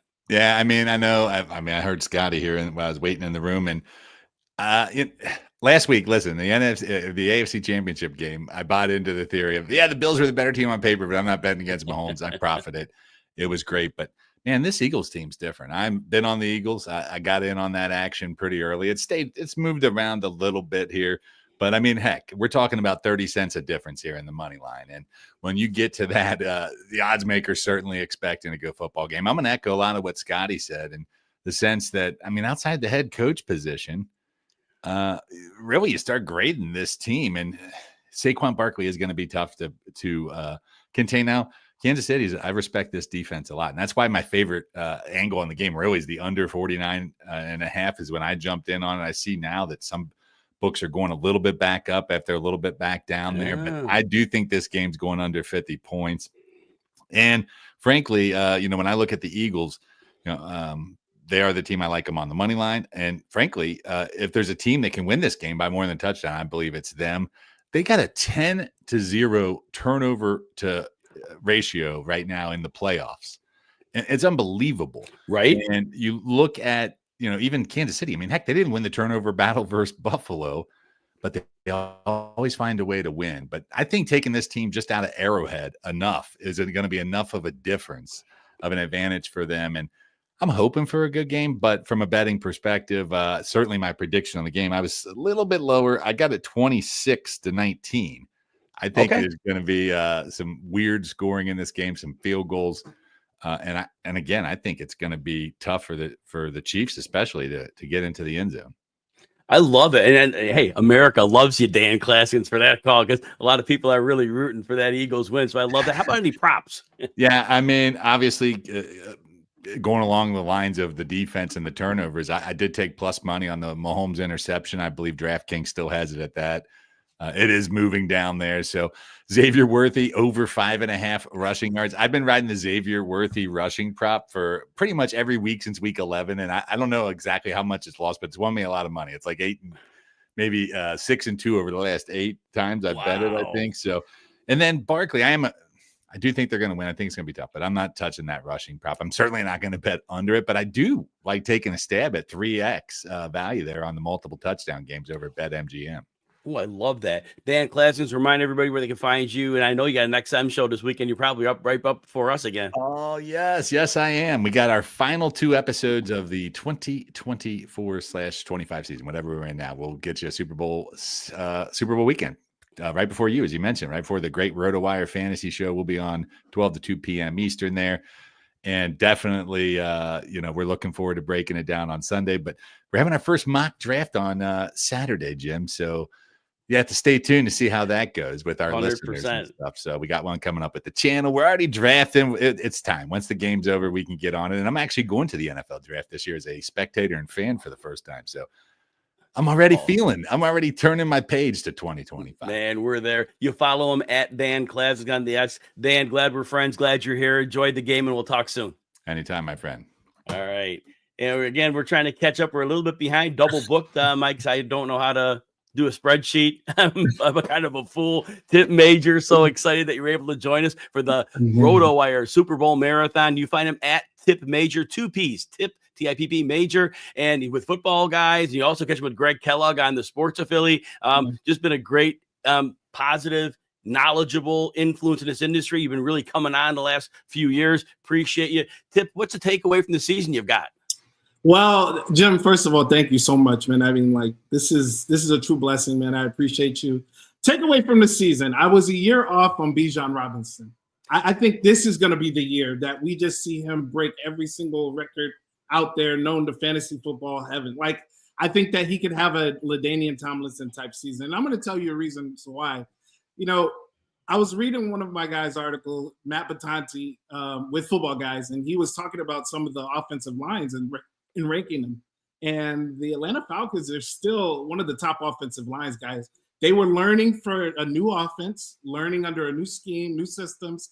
Give it a year. And now you got Michael Penix basically going to throw the ball now. I know Kirk Cousins had a couple of games, but now you got Michael Penix who doesn't mind throwing the ball. I think that Bijan Robinson, I think the sky's the limit for this kid. I'm so happy that I got him in several dynasty drafts, and I look forward to drafting him everywhere in redraft this year. Tip, the NFL's a cruel league. Once the league realized that Kirk Cousins couldn't move, teams were blitzing relentlessly, saying, okay, we're coming after you. It was ugly once that started happening. Teams didn't figure that out right away, so he had some good games. But, wow, what a good and brutal league. Because that's what we see in the playoffs, right? Somebody's got a weakness, you poke at it, and you tell them, you're not going to get this done. Love that takeaway. Excited about seeing Bijan Robinson continue his great ascent in the league. What are your thoughts on the Super Bowl, Tip? Yeah, so first of all, I don't like either one of these teams. So, like, I'll tell you what, because I'm a Raiders fan. So, if the Kansas City Chiefs lose, you're going to get it from me. And I'm slowly becoming not to like these Philadelphia fans. It's mainly the fans, but I'm starting to really not like Philadelphia as far as the Eagles standpoint. I love Philadelphia, the city, but the Eagles standpoint, no. I'm starting to. So, either way, at first I was really upset about the outcome of who was going to be in the Super Bowl, but then I started thinking about whoever loses is going to get it from me. So that's going to be the fun part. So I'll tell you what, man, it's going to be a fight. And it's funny that Philly, Rocky, you got the big guys, Apollo Creed, or Clubber Lane, or whoever you want to name the Chiefs. And are they going? Is Rocky going to knock him out? That's the thing now, because this is Rocky 2, and in Rocky 2 he won. So I think Philly wins this one. I really do. I looked at some things, and one thing that I looked at about the Kansas City Chiefs, in the last 5 games, this is going into the regular season too, they're giving up 149 yards rushing to the opponents, and that is scary going against this Philadelphia Eagles offensive line and Saquon Barkley running behind that. So they better tighten it up. I hope they spend a lot of time on that in these 2 weeks that they get to prepare, because that was an issue. Even Joe Mixon ran on them. James Cook ran on them, and none of those lines are as dominant as the Philadelphia Eagles. So, On a side note, in that Washington game, on that first play toss sweep to Barkley, that spin he made, that was like a video game. It was like he did a complete spin and didn't lose like a second of his speed. That was one of the sickest things I've ever seen. And I've watched a lot of football, but that was great. Are there any props you like in this game, Tip? Yeah, no. I mean, there's a couple of them, because every Super Bowl you get that unsung hero, or that guy that comes out of nowhere, or that old wily veteran who signed in the middle of the season named DeAndre Hopkins. Maybe you look at something like that and you're like, oh, 1.5 receptions. I like what Jeff Erickson said. Look at those early prop bets now and take advantage of those, because that right now, I'm taking DeAndre Hopkins at 1.5, because this is his time to shine. I'm watching him very closely when he gives interviews. I want to see his focus, because that should tell me throughout the week. And I know he's a guy who can focus extremely well. That tells me during this week that 1.5 is easy. So I'm taking that no brainer. And then another guy on the same team, Travis Kelce. This is probably his last game. So Patrick Mahomes and him got something planned out for that. I see some kind of weird trick play between them. Just something insane, because this could be it for Travis Kelce, especially if they win. But I don't think it's going to happen. I bet the Kelce touchdown at plus 135. I'm not sure what's that. I bet on mine a week ago. Yeah. I bet him Thursday. I bet him on Thursday before the lines will get those nice odds. So that was great. Tip, remind everybody where they can find you and what you got cooking. Yeah, so Football Guys, writing articles with them. We got a couple articles coming up. Well, I did the Sit Start article the last 4 weeks of the season, and then also did a roundtable discussion where a bunch of us got together and talked about strategies for 2025 for all the positions. So take a look out for that. You also can still find me at the Sports Affiliation, not doing the shows, but I'm still going to be writing for them. And then also, check me out on Spaces. I'll be back out in Spaces. Got a lot of things going with that too. Yeah, you have a great show on Space. I remember I listened at a number of times and I was on there once, so thank you for that. Tip, the funniest thing of this show was you always smile, you have the best personality, and yet you spew a lot of hatred for the Chiefs and the Eagles. That's kind of out of character for you. Hey, look, I'll tell you what, my disdain for the Chiefs, the Chargers, and the Broncos is real. I do not like those teams. I'm not gonna say the H word. I'm not gonna say that, but I do not like those teams. And Kansas City, really, I don't like you guys. But I respect them. We'll take some strong dislike. Tip Major, always appreciate you. Good to see you, my friend. Enjoy the Super Bowl. Appreciate you. Thank you. Sal Leto's in the house. Sal, I was so glad I got to work with you in the Scott Fishbowl Podathon last year. You guys snuck me out at the last minute. I was greatly appreciative of that. Got to hang out with you guys who are putting in yeomans. My marathons are nothing. My marathons are like those 1Ks. You guys do like a 26K full one. But if you don't know Sal, first of all, you're following him at Sal Leto FF. He created and hosts the Scott Fishbowl at SFB Podathon, also at fantasycares.org. I think the world of what you guys are doing over there. And at the end, I definitely want you to talk about that for a minute. But what do you take away from the season, Sal? Yeah, well, first of all, you've had back-to-back Raider fans on. So I'll say it for Tip. We hate those teams. You could say it, Tip. I'll say it. You got a better reputation to be a nice guy than me. But what I'm going to take away from the season is, bad teams are going to stay bad, right? Like the Jets, it does not matter who you put back there at quarterback. It doesn't matter who you bring in as coach. It's bad ownership that's going to continue to make bad decisions.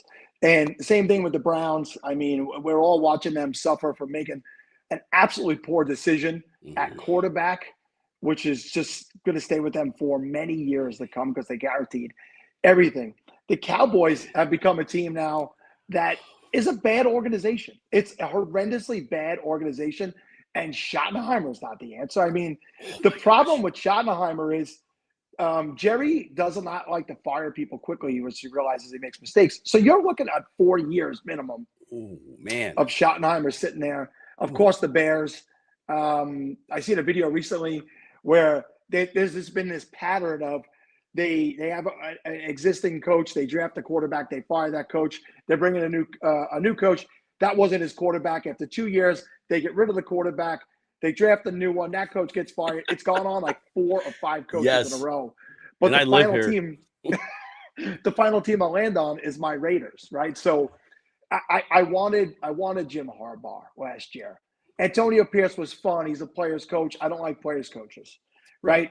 He was a good defensive coordinator. He closed out the year. He gave some pride at the end of 2023. He wasn't the right guy for 2024. And they stuck with him entirely too long in the season because he went out and won games down the stretch that cost them a top 2 pick, right? So there's 2 quarterbacks that everybody's talking about in this draft, and they're not in the running for it. So now who are they going to bring in? Are they going to bring in a guy who choked in Sam Darnold in the playoffs, who proved in a big moment, really 2 weeks in a row, he couldn't do it? Nope. They brought in, and Scott, don't call me Jorge Angle, that was just on with you. He's a Seahawks fan, and he talked about bringing in Russell Wilson, and I don't like it. And I like Russell Wilson. I actually met him at the Super Bowl last year, an absolute gentleman. I don't want to quarterback the Raiders. And if they bring him in, it's bad organizations continuing to be bad. And somebody asked me, how do you feel about Chip Kelly? I said, well, we brought in a run-happy head coach and a pass-happy offensive coordinator. What could go wrong? I don't know. It's just the more things change, the more they stay the same. So my takeaway is bad teams remaining bad. It's a great takeaway. It's a very valid takeaway. And you would think these multi-billion-dollar franchises would come up with better answers, but clearly you probably named 6 organizations and they can't figure it out. And again, I live in Chicago. That ain't changing. So obviously I know you're taking the Eagles in the Super Bowl. What do you like about them? I like that they're not the Chiefs. Yes. To Tip's point and a few other people, they've become unlikable. I'm not a Sirianni guy, right? I like Saquon. I'm rooting for Saquon, right? Mhm. I live in New York. I'm a born and raised Raider fan somehow. I lived my entire life in New York. So I always follow the Giants and Jets closely as well. So I think Saquon's a good guy, a good story. I think he was really a good ambassador when he was here in New York. He wanted what he wanted. They wouldn't give it to him, and he went and proved how valuable he was in Philly. So I got them 26-24, very similar to Dan and Scott. But for me, I like to tease. I'm a teaser, right? So I'm going to tease this game down. I'm going to give Kansas City plus 4.5, and I'm going to go over 42.5. And I really think both of those are attainable, right? It's going to be a 2 to 3 point game, I feel. So Kansas City, it's going to break our hearts. I have this feeling, but I'm going to still take the Eagles 26-24. Any props you like or players you think will do well or poorly either way? Yeah, I'm a touchdown prop guy. So outside of the teasers, I like touchdown props. So, Saquon's plus 475 rather for the first touchdown. And you could bet that with a little bit higher money because it's more of a likelihood, right? But I always like to find one player on each team that is a possible, but still has a high number. And you could get Dallas Goedert at plus 2,000 for the first touchdown of the game. Ooh. And you could get, and these are on DraftKings, and you could get Hollywood Brown, who has been very much a part of the early series since he's come back, plus 1,900. So even if you drop $10 on each guy, you got a shot at $200 on a $10 bet. So that's what I like to do with touchdown props. Barkley and Hurts. We all know they scored 3 touchdowns each in an NFC Championship game. If you pair them up, 1 touchdown, 1 anytime touchdown each, you can get that at plus 224. And if you throw Travis Kelce in, it goes up to 625. Ooh. So Hurts, Saquon, and Kelce on DraftKings, parlay them together, plus 625.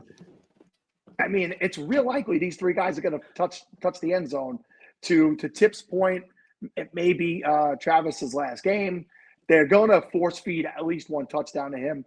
Barkley is breaking off from absurd lengths every week, and Right. Hurts, they like to push him in the tush when he gets in close. So those are my love that.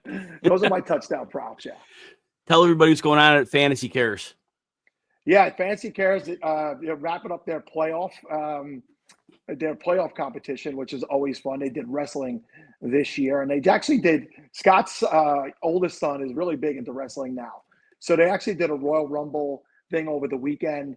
The thing with Fantasy Cares is there's something every week, and generally multiple things a week. So just make sure you're following on every platform. Most importantly, the YouTube channel. Get the alerts. Tootsie Pop, yes. Get the alerts from YouTube. They're always giving away something. They're always giving away spots at next year's Scott Fish Bowl. Just tons of goodness. I can't be more pleased to be a part of this organization. If anybody asks me what I'm most proud of outside of my children and life, it's really being a part of the fabric of Fantasy Cares. Yeah, I can't say enough for Fantasy Cares. What a wonderful organization you guys have become and all the good you've done for many, and just keep that going. Again, you follow him at Sal Leto, Letoff. Sal, appreciate you greatly. Enjoy the Super Bowl and look forward to talking to you soon. You too, Jim. Thanks for everything, and thanks for doing this. Be well. Thank you. And Rachel, great line that we had up there a minute ago, following up on that. Love that one. Thank you. And with that, we bring in Jorge Edwards, good friend of mine, Fantasy and Frames. He created that, and you find him at Jorge B. Edwards. Jorge, great to have you on. What's a takeaway you have from the 2024 season? First of all, Jim, thank you very much for having me on. It's always great coming on talking with you. To Scott Engel's point, yes, everybody should have Jorge in their name. I really appreciate that. My takeaway from the season is, trust elite coaches. When they bring on players that you may not think fit the mold of what the stereotypical quote unquote superstar is for fantasy. This is for all the Bo Nix haters coming in last year. A lot of people were like, Sean Payton, why is he so excited on Bo Nix? He wasn't really a big deep ball passer. at Oregon. It was always the short to intermediate he was most accurate with. What do you know? That fits Sean Payton's system. You know, sometimes these coaches know a little bit more than we do. And so maybe giving them a little bit of more clarity in terms of, or giving them the benefit of the doubt rather, into the players that they draft. You never know. Cortland Sutton became super relevant again, or continues to be irrelevant. Bo Nix, I think, I wouldn't be surprised if he's second in the league in offensive rookie of the year voting. Obviously, my guy Jaden Daniels is going to take number one. Wink, wink, go Commanders. But I think just really start to trust, more so the fantasy eyes, and remember that this is still a game of football, professional football, and just follow where the coach's mindset goes. Not necessarily always follow the money with the big contracts. Follow the mindset and the trends that these head coaches have for their respective teams, and I think you're able to find more value in your fantasy drafts actually as you go on.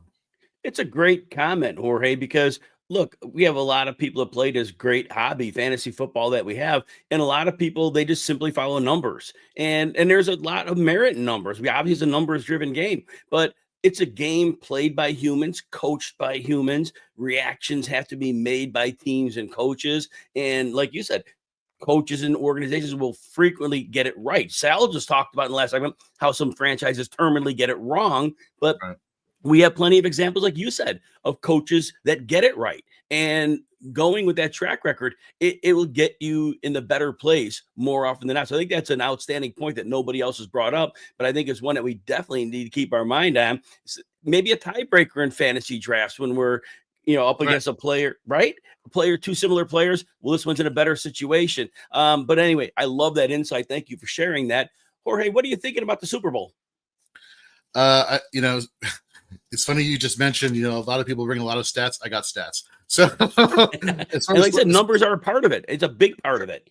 What am I thinking? I'm thinking this reminds me very much of the Buccaneers Chiefs Super Bowl.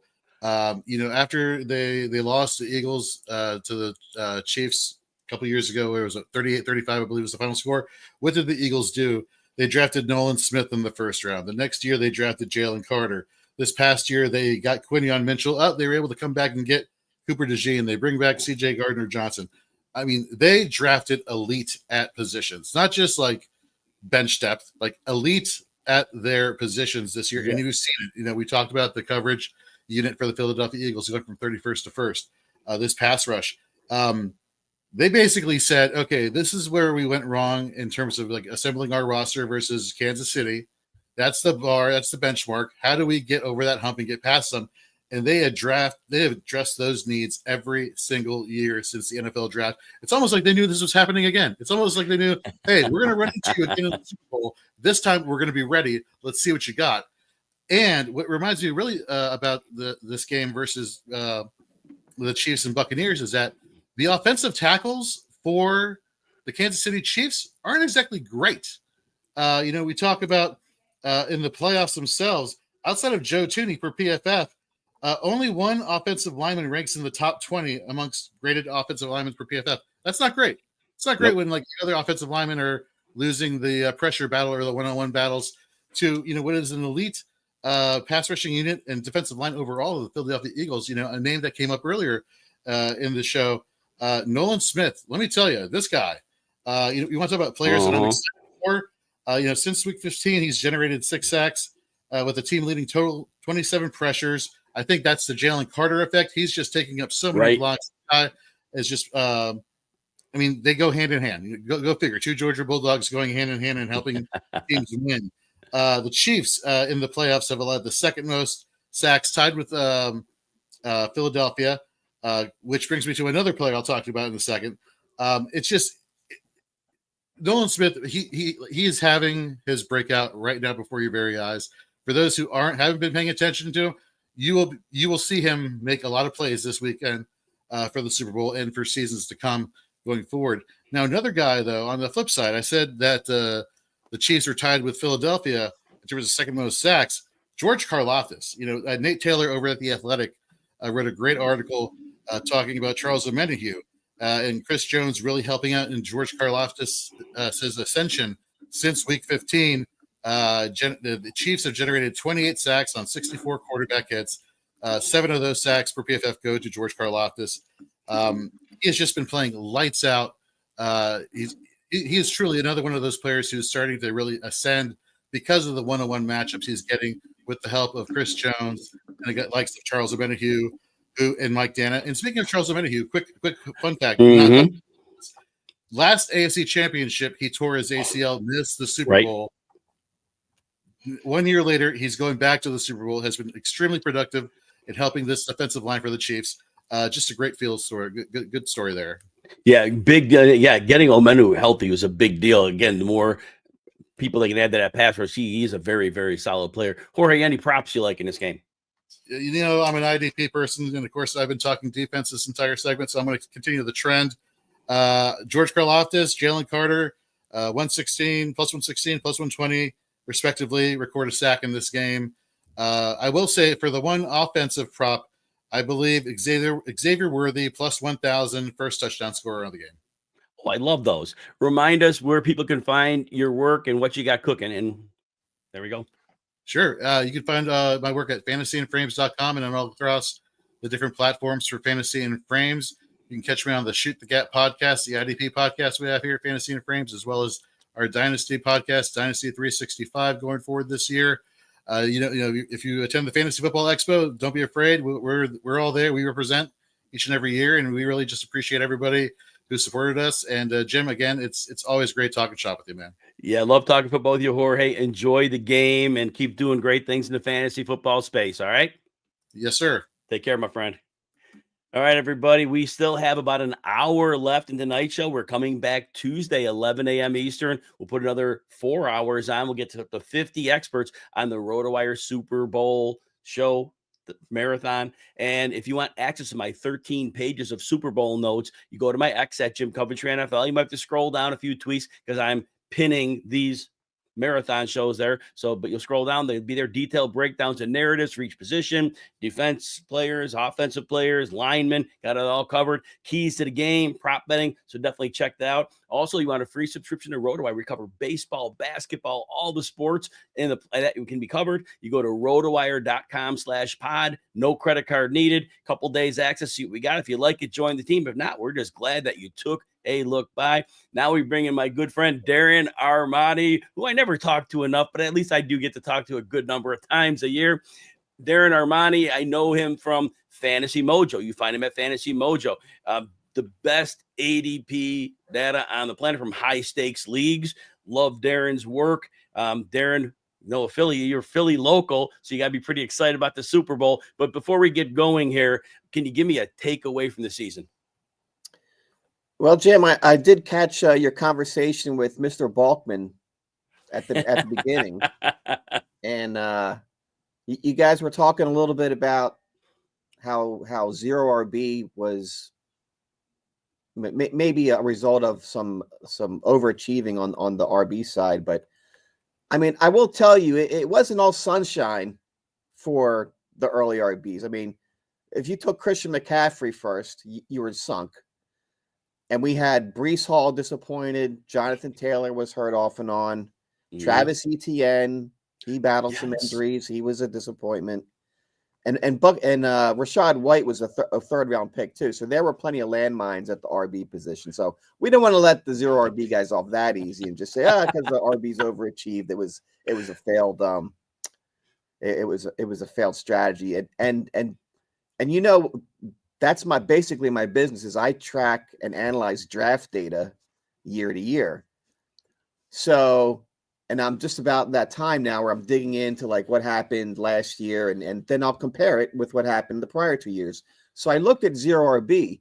Now I contend that one of the reasons why zero RB is not as successful is because so many people are piling into this strategy now that it's defeating the purpose. It used to be like this contrarian strategy, but at this point, it really is one of the mainstream strategies, and I think it's reached a diminishing point of returns.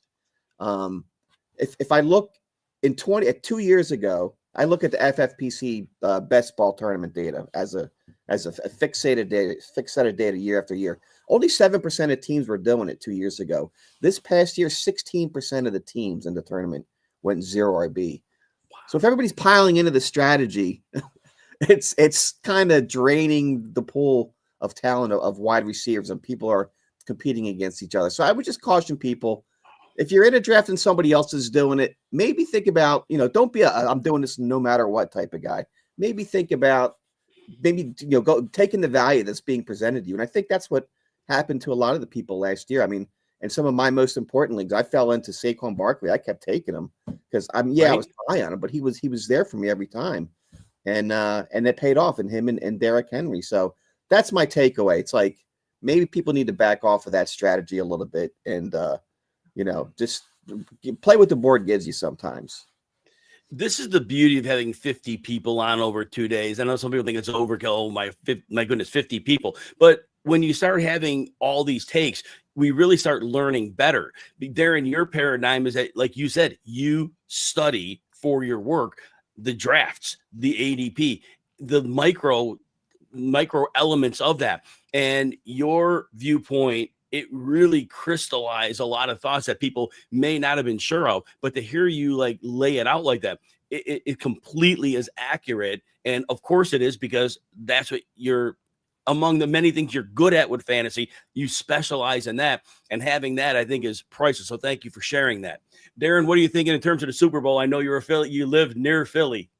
Yeah. So, Philly can use a win with some of the events of this past weekend, but I think, sure, I have a little bit of an Eagles bias, but in my opinion, this is how I see it.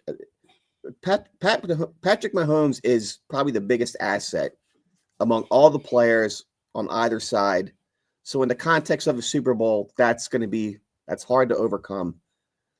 And Andy Reid is a way more creative play caller than, what the Eagles have. And they're going to maximize the talent around Mahomes, which isn't as maybe as elite as it has been in prior years. So Mahomes is like the magic man, but I mean, I give the Eagles the nod on the defense and a run game that is just so dominant. I mean, obviously what Saquon doing is unbelievable. It seems superhuman that he keeps, reeling off these 50, 60-yard touchdown runs week after week. But it's not just him. Now you've got Jalen Hurts, who's got his mobility back now after the knee injury. So you have two robust running threats coming from the Eagles. And meanwhile, the passing game for the Eagles is also trending back up because Hurts was kind of shaking off the rust, and AJ Brown and Devonta Smith, they were kind of just, they're all trying to get back on the same page and get in sync. And I think he's back from that. So they're firing on all cylinders now on offense. So I think the Eagles have a little bit more in terms of offense to go with that already great defense. And I got them winning 31-27.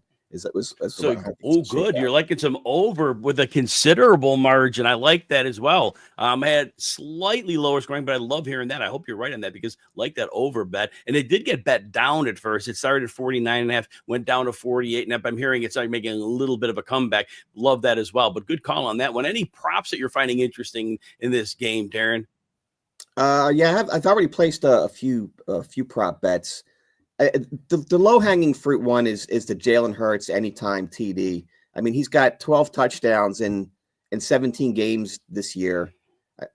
He scored in 12 of the 17 games this year, and then multiple times, in previous weeks as well. So that almost seems like a game. Now, the one that I really like that maybe is a little bit off the radar, and it's a little juiced up, but Patrick Mahomes rushing attempts over 5.5 is one that I really like. I think he's got 18 rushing attempts in the past 2 games. He's running more in the postseason than he was prior to that. And I think the Eagles are going to have him on the run. So, and don't forget Neil Downs in the unfortunate event that they kind of lock it up, which I don't hope or think is going to happen. Neil Downs count as rushing attempts as well. You could get one first half kneel down too. That sometimes at the end of the half, somebody gets a kneel down too. So it could be one there too. Yeah, so I think that's an easy one. Now it's a little juiced up. It's a minus 150, but if you're doing a portfolio of props, definitely squeeze that in there. It may offset some of your more riskier prop bets that you put out there. No, I think that's a great one, man. I didn't look tightly enough at that one, but I need to revisit that one. Darren, remind everybody what you got cooking and where people can follow you in the offseason. FantasyMojo.com. We track high stakes draft data, ADP, mostly FFPC, but we've got a lot of high stakes players from other formats that like to use our service as well. And right now there's 5 formats that are drafting. There's multiple best ball tournaments, as well as Eric Balkman mentioned the Big Gorilla, which is one of their flagship it's the largest redraft tournament in the world, and that kicked off, and we've already got ADP up and running for that, and ADP draft boards and whatnot. It's just so much more. Go to the site, check out the virtual site tour, and you can see what we're all about. Yeah, and as you know, Darren, I push your site as frequently as possible. If you want that high stakes ADP and all the information, and then in the in season, you have bidding tools. It's just very, very sharp, smart site. If you want to be a smarter fantasy player, you're definitely following Darren at Fantasy Mojo and checking out the site. Darren, enjoy the game. I hope your Eagles win. I know it'll be a big one for you. I always look forward to talking to you soon. All right, Jim. See you, man. All right, take care. All right, everybody, as we continue on, we still have almost an hour left in the night show. And again, we'll be back Tuesday, 11 a.m. for 4 more hours. We get 50 guests on this thing. We're going to have a good time here. And remember, most of my off-season content, you'll find it on the RotoWire Fantasy Football YouTube. If you're watching on YouTube, you're watching on the RotoWire main channel, where it's going to be a lot of baseball, basketball, and the other. So if you could please consider subscribing to the RotoWire Fantasy Football YouTube channel, it'd be greatly appreciated. Also, on that channel, RotoWire Fantasy Football YouTube, we will have instant reactions about 10 minutes after the Super Bowl's over. So if you want to relive all the craziness, we definitely can hear that and join us for that. And myself and Anthony Servino will be on to take care of that. Well, we continue on the marathon. My friend Mike Dempsey is in the house, all from the football diehards on the Sirius my God, I'm stumbling. Like Sirius XM Fantasy Sports Channel. You catch them almost every night. It seems like you guys are on 9 days a week, but I always love your show. If you're following Mike on socials on the X, it's at MD_1010XL. Mike also hosts Jaguars Today on 1010XL, game day co-host for the Jaguars. And again, like I always said, the football diehards. Mike, I'm so excited to have you on. What's your big takeaway of the season? I don't know. There are a bunch. I was listening to Darren a moment ago, and I totally agree. This idea that, I'm the only one who's going to play zero running back, and I'm going to get Chase Brown where I want him. Like every time Chase Brown went in one of my drafts last year, everyone was like, "Oh, I thought I was the only one." And by the way, if Zach Moss doesn't get hurt, he's probably not the Chase Brown we saw this year. It's kind of like, Jim, when we say we're going to stream defenses. I guess you're the only one who's going to be trying to pick up that good defense that's got the good matchup next week. It's really silly to me, quite honestly. But for me, probably it was more a reinforcement. It's not necessarily something I learned. I think something we all know is that running backs on playoff teams are the ones you want to have on your roster. In fact, going into week 18, and I know most people don't play in week 18, but just at that point in time, 9 of the top 10 running backs were on teams that were still alive in the playoff hunt that week. And it's obvious, those teams play from ahead more often, and they don't abandon the running game. And it's nice if you have a running back that contributes in the passing game. But I think it's just a simple thing that people forget, and you can use as nothing more than a tiebreaker if you want to, but it seems to hold up over time. I think that's a fabulous call. Like I said, I told in the last segment, we bring 50 people in here. We get these little differences and we learn something from everybody. And I think running backs on playoff teams, not many people talk about that, but that has real legs to it, for all the reasons you gave. And that's something when people are using tiebreakers on their fantasy sheet, that's the thing to do. And I like what you said about the Chase Brown thing. Like you said, so many people thinking I'm going to get him. No, you're not. But then you brought in the Zach Moss piece. And that was brilliant because that season may not have been, but you're right. And then everybody thinks with the running backs, oh, I'm going to be the one to get them on waivers. I'm going to get the waiver picks. Well, like you said, 8 other people are in that same boat. Right. Why do you think you're the guy or gal that's going to get that player? You might, but you probably won't. So I think that's very, very sobering advice about how to approach that. When you're looking at the Super Bowl, Mike, what are some thoughts you have about the game? I think Philly's got the better roster, right? And we can all talk about, oh man, Kansas City's going to find a way to win, and they might. They're really good. They're the 2-time defending Super Bowl champs. But I think if you're just, you're picking sides here, 7 or 8 of your first 10 picks are coming from Philadelphia in this game, and I just think they're the better football team. We've focused a lot about, this is Kansas City's defense getting it done this year, and how tough it is. How's Saquon going to run against that defense? Well, the Eagles give up like 1 yard more than Kansas City does against the run. How is Kareem Hunt going to run against that if you're worried about how Saquon is going to do in this game? I mean, look, Saquon was held under 100 combined yards 3 times this year. I'm not saying it can't be done. By the way, the Eagles were 3-0 in those games as well. So it's not like they don't have other pieces. That's really what it comes down to for me, Jim. Oh, look, I may change my mind 50 times before Super Bowl Sunday, but right now I'm just going to go with the team that I think has better talent on the roster. And it's not like Jalen Hurts is a bad quarterback. All we have to do is go back 2 years ago. If he doesn't fumble, they're the Super Bowl champs that year. So look, all this gets wiped away if one team has 3 more turnovers than the other. It won't matter. That team's going to lose, maybe even 2, maybe even 1. And that's what it comes down to. And there's no way of knowing ahead of time which team that's going to be. No, there's so much variance in this sport, and to predict that nearly impossible. But you're right. I mean, you look at the teams and the talent on the teams. Yeah, the Eagles have a whole lot going their way. Mike, I noticed really it didn't crystallize till after the wild card round. We had all those blowouts. And I said, this is the offseason of the haves and the have-nots. The haves in the NFC were the Eagles. I had the Lions going out in one. 18 injuries on defense. They weren't going to overcome that. They weren't going to be perfect for 2 or 3 games. And then in the AFC, it could have been any of the Ravens, the Bills, or the Chiefs. So now we're down to the 2. But of them all, you're probably saying the Eagles had the overall best team. Is that kind of where you're going with that? Well, I think by the end of the season, they may have in the NFC, yes. Right? I mean, in terms of what players were available to them, absolutely. And I think it goes back to a bigger picture thing for fantasy when we talk about, is the running back? Is this the year of the running back? And this just shows you should invest in running backs in free agency. Well, sure. If you've got Philly's offensive line, if you've got Green Bay's offense, I mean, all these running backs that went to teams, Joe Mixon, you name the big ones that changed teams, they all went to teams that were significantly better. Why didn't we see a 2,000-yard Saquon Barkley with the Giants? Because the pieces around him didn't allow him to be that, right? So when you go into these circumstances, I thought we had a bunch of running backs fall into just beautiful landing spots this offseason, and it's unlikely to be replicated because, A, we're not going to have that much talent available on the market, and those better teams are not going to have those needs this time around.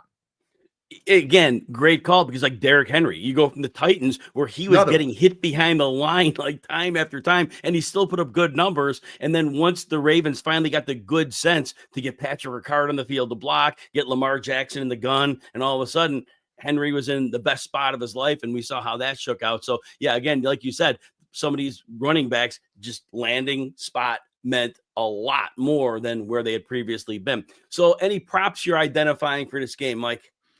Yeah, I'm not a big prop betting guy. I do think if you are going to bet on the Eagles to win the Super Bowl, if you think, why not go plus 225 on Saquon? It's the obvious choice here. I find it hard to believe. Now, it could be Hurts, certainly, because it's been a quarterback-driven award, but I would put my money on Saquon if you do think the Eagles are going to win. But usually the one I like is over 2.5 players attempting a pass in the game, right? Because Kansas City runs a lot of that funky guys in motion, and those guys will throw passes off of it. All it takes is one guy to throw one pass. Fake punt will work, all kinds of things. And we probably won't have any fake punts because I got to believe, Jim, this is going to be the highest percentage of teams going for it on 4th down that we've ever seen in Super Bowl history this year with the way these two teams operate. But I always like that one. It doesn't always hit, but I always usually put a few bucks on over 2.5 players. No, I think that's a great bet to make. Definitely is. Mike, remind people where they can find you and your great work. Well, you had me right up until great work. You can find me. We're going on hiatus for the off season with Football Diehards on SiriusXM. You can always find me on Twitter at MD_1010XL. I will, as is usually my habit in the off season, I tweet out a bunch of links and passwords to best ball leagues because people go to best ball lobbies and they sit around sometimes waiting for those leagues to fill up. I find if you start one yourself and you throw it out there. If you've got enough people following you that are in that game, they fill up pretty quickly. So diehards will be back in July, early July. But, like you mentioned, I do my thing in Jacksonville 5 days a week where there's never a dull moment, even with a bad football team. No doubt. Hey, Liam Cohen's there. I'm excited. Hopefully that he could do some great things. Real quick, and what are your thoughts on Liam Cohen in maybe a healthy Christian Kirk? Well, we'll see. I mean, this is presuming Christian Kirk's back, right? I mean, I think he'll be back, but they could save some money against the cap by moving on from him. Okay. Old regime would have traded him to Pittsburgh last year had he not gotten hurt. But obviously he's been kind of the slot whisperer. That's what people are leaning into. So, yeah, I mean, if Christian Kirk is back and he can stay healthy, absolutely. He'll probably be a forgotten guy in a lot of fantasy drafts this year. Mike Dempsey, always appreciate you. Enjoy the hiatus from Diehards. It's a later night show, and you probably could use a little bit of a break from that. So enjoy it, and I definitely will keep up with you. But enjoy the Super Bowl, and we'll talk soon. All the best, Jim. Thank you. Thank you. Everybody, we're on the RotoWire Super Bowl Marathon. We'll have 50 guests on here. We'll be back. We're finishing an hour out here. We'll be back Tuesday, 11 a.m. Eastern for 4 more hours of this insanity fun, whatever you want to call it. And remember, the offseason RotoWire Fantasy Football podcast, they'll begin in the first week of March. And so you'll catch your favorite RotoWire personalities all off season. If it shapes up like last year, I'll be on Mondays, but you'll find that with Anthony Servino. But again, just subscribe to the RotoWire Fantasy Football podcast on your favorite podcast platform. And if you need an edge in your fantasy league, whether it be it baseball, basketball, any sport that you're interested in, RotoWire.com delivers breaking news, advanced stats, and expert analysis to help you win. You just visit RotoWire.com/pod. Again, RotoWire.com/pod. Free access for 2 days, no credit card needed. If you like it, join the team. If not, we're just glad you took a look. And with that, we bring in the Drake, my friend Brian Drake. Always love talking football with him. So we've had some Philly people on here. We had Darren Armani, lives just outside of Philly. We see the Philly gear right here. And at least we had Mike Dempsey, who's in the Jacksonville area, going for Philly. So we got the Philly run here. You find Brian at Drake Fantasy. You catch him on some fantasy football mornings on the Sirius XM Fantasy channel. I was on the show with you this week or last week. Thank you for having me on. Fantasy Points podcast. You've got it going on, Brian. What's the takeaway from the season you got? Well, I mean, first of all, with this Jalen Hurts jersey, this is just what I wore to work. So, I mean, I didn't even get specially dressed for the show. But thanks so much for having me here. I mean, you're the Scott Hansen now of fantasy football marathons. My takeaway from the fantasy season was you really have to hit in those middle rounds. And I think that's where a lot of leagues were won. Those players who took a shot on some rookies and maybe some second-year breakouts. And I'm talking about guys like Brock Bowers. I'm talking about Brian Thomas Jr. We were talking about every other wide receiver in this draft class. And oh, yeah, Brian Thomas Jr. is nice. And he turned out to be the best of the bunch. And also you look at a guy like Jackson Smith and Jigba with that sophomore bounce back. So I think finding those players in the middle rounds was the make or break move for fantasy football. I know I had a couple of great teams, Jim, that had studs. I got Achane, I got Jaden Daniels, I got Ken Walker. Team didn't make the playoffs. Jamar Chase is on this team. So you got to have that depth. Thanks a lot, Dalton Kincaid. You killed me, you bastard. Oh my gosh, Dalton Kincaid, that was a rough season. Didn't really see that. The catch rate was like 56. It was like an incredibly low catch rate for somebody that was catching a lot of short passes. Again, did not see that one coming. But I'll be back in on Jake Ferguson though next year. Dak Prescott's back. I just think it was related to that. But go ahead. You're gonna talk about tight end anymore? Well, yeah, I mean, with tight end, and I really missed on him. And it's one of those years where everybody's spreading it around a little bit. It's just a matter of, can you find the guy who's going to stay healthy? Is it Brock Bowers? I mean, can Trey McBride score a touchdown or two? We know Goddard's never going to stay healthy. Ferguson, right. I loved Ferguson coming into the year. My guy Turd Ferguson, but he couldn't stay healthy. So, and then, you're kind of finding those, Kate Otton's good for a few weeks. Will Dissly's the hot flavor of the week. So it's kind of just, you're poking all around at tight end, trying to find somebody that hit if you didn't have, Bowers or, McBride coming through for you on a week in, week out. But Jonnu Smith ended up as like tight end 4 on the season.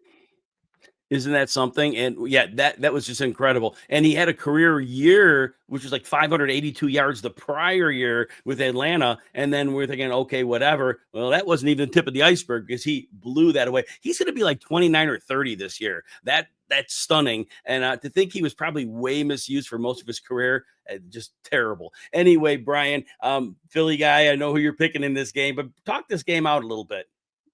So as Dempsey said, does Philadelphia have a great roster, maybe better than Kansas City? Yeah, I would think so as well. But listen, Kansas City doesn't make mistakes, but neither is Philadelphia. These teams are not turning the ball over. You know what else they're not doing, Jim? They're not throwing the football. All right, you look at Patrick Mahomes and what he's done. The guy hasn't topped 26 attempts through his first 2 playoff games. Jalen Hurts out here, they're trying to hide him like he's stole money out of a safe. Nobody wants to throw the football here. But here's the thing. Kansas City's going to have to throw the football because you're not running on Philadelphia, okay? Especially not with Kareem Hunt. He's just a guy. No. So if they can't run the football very well, to beat this Vic Fangio zone-heavy approach is kind of a death by 1,000 cuts. And this is where I think Travis Kelce has a big day. It's a lot of stuff in the flats. It's a lot of stuff on the outside, a lot of stuff just underneath because they're never going to let you beat them deep over the top. You never see people go deep and score on Philadelphia this year. So I think that's the type of game it's going to be. A lot of long drives when these teams score. And to get down to the fourth quarter, Philly's got to have a 2-possession lead. And then you got to have one of those classic Philly 9-minute grinded out fourth quarter drives that just keeps the ball away from. I mean, didn't they do it against Pittsburgh earlier this year? They had like an 11-minute drive. Yes. Double-digit minutes. I don't remember. It was 11 sounds right. It was a thing of beauty. Just drain the clock out. Now, it's funny. The conspiracy theorists are going to say when the Eagles start that drive, they'll get 2 holding calls to start it because they'll make sure the Chiefs, right? Oh, I don't want to go there. Do not want to go there. But if we do get 2 holding calls and all of a sudden they're punting, we're going to be like, oh, come on, more of this. But I guess it's just the way things are. Any props? Ron Torbert has not done a Kansas City Chiefs game since that Cincinnati game where he gave him an extra 3rd down. It's been like 40-something games. And this is to be the first time Ron Torbert's done a Kansas City Chiefs game since then. Oh, my gosh. That's it. Think of the probability of that. It's almost impossible. Right? I mean, it's set up that way. They don't want, just like Brad Allen doesn't do Lions games anymore because of the ineligible lineman. Oh my God. Oh, is that the Dan Skipper thing? Yep. Or something? Dan Skipper. Oh my gosh. That's crazy. You did kind of mention a prop in there about Travis Kelce, and I know Zach Ertz will vouch on that one after his 11 catches for $104 last week, because that's exactly correct. Philly will give you all the dump offs you want. You can have that all day long. They'll rally and tackle. That's the name of their game, and that's their defense. So excellent call. So I assume a prop that you're going with would be Kelce. It would be over the receptions or over the yardage, and then just talk any other props as well. Yeah, I mean, I'd take Kelce. He didn't do anything last week, but that's not going to happen in this game. Obviously, they're going to feed him. I mentioned how poor Kareem Hunt, is at running the football for this team, and how it's tough to run between the tackles on the Eagles. So I'm going to steal this from my guy, the grinder, Tom Brawley, who I do fantasy football morning with on Sirius. And how about this prop over at DraftKings? Xavier Worthy over 5.5 rushing yards. All right. Now, he's going to get that. Every week he's getting this. And 4 of the last 5 games, he has over 10 yards rushing. So I think that 5.5 number, you get a couple of jet sweeps going to him. They always love doing some goofy stuff in the red zone with a little shovel pass here and there. So I think that's money in the bank right there. Xavier Worthy over 5.5 rush yards. Oh, I love that one. And because, again, you're right. They're probably not going to be able to run the ball traditionally. And my thought was they'll use the screen game, probably not just running backs, but the screen. It could be receiver screens, but it could be those tossed jet sweeps. It could be, like you said, reverse Worthy. You're right. Worthy's going to get the ball. They're not going to be able to run the ball up the middle on this team. That is not with the running backs they have. And Pacheco, poor guy, he is definitely not recovered from that leg injury he had early in the season. Doesn't look like the same player. Hopefully he is next year. Brian, remind everybody what you got cooking and where people can find you. All right, well, you can check us out on the Fantasy Points podcast with John Hansen. I'm actually going to be recording one right after we get done here, wherever you get your podcast. Fantasy Football Morning on Sirius XM Channel 87, at Drake Fantasy on Twitter and Blue Sky. And check us out over at fantasypoints.com. Come hang out with us in the Discord all off season long. Having a lot of fun over there. Yeah, Brian, always appreciate you come on my shows. You come on when I'm on XM. I'm doing like those occasional weeknight shows. You come on. Always appreciate having you on. Love hearing you talk football. You know your stuff with the best of them. And so keep doing great things. Enjoy the game. Have a great time with your family enjoying it. And I know for you, we're going to say go Eagles. Take care, Brian. See you, bud. All right.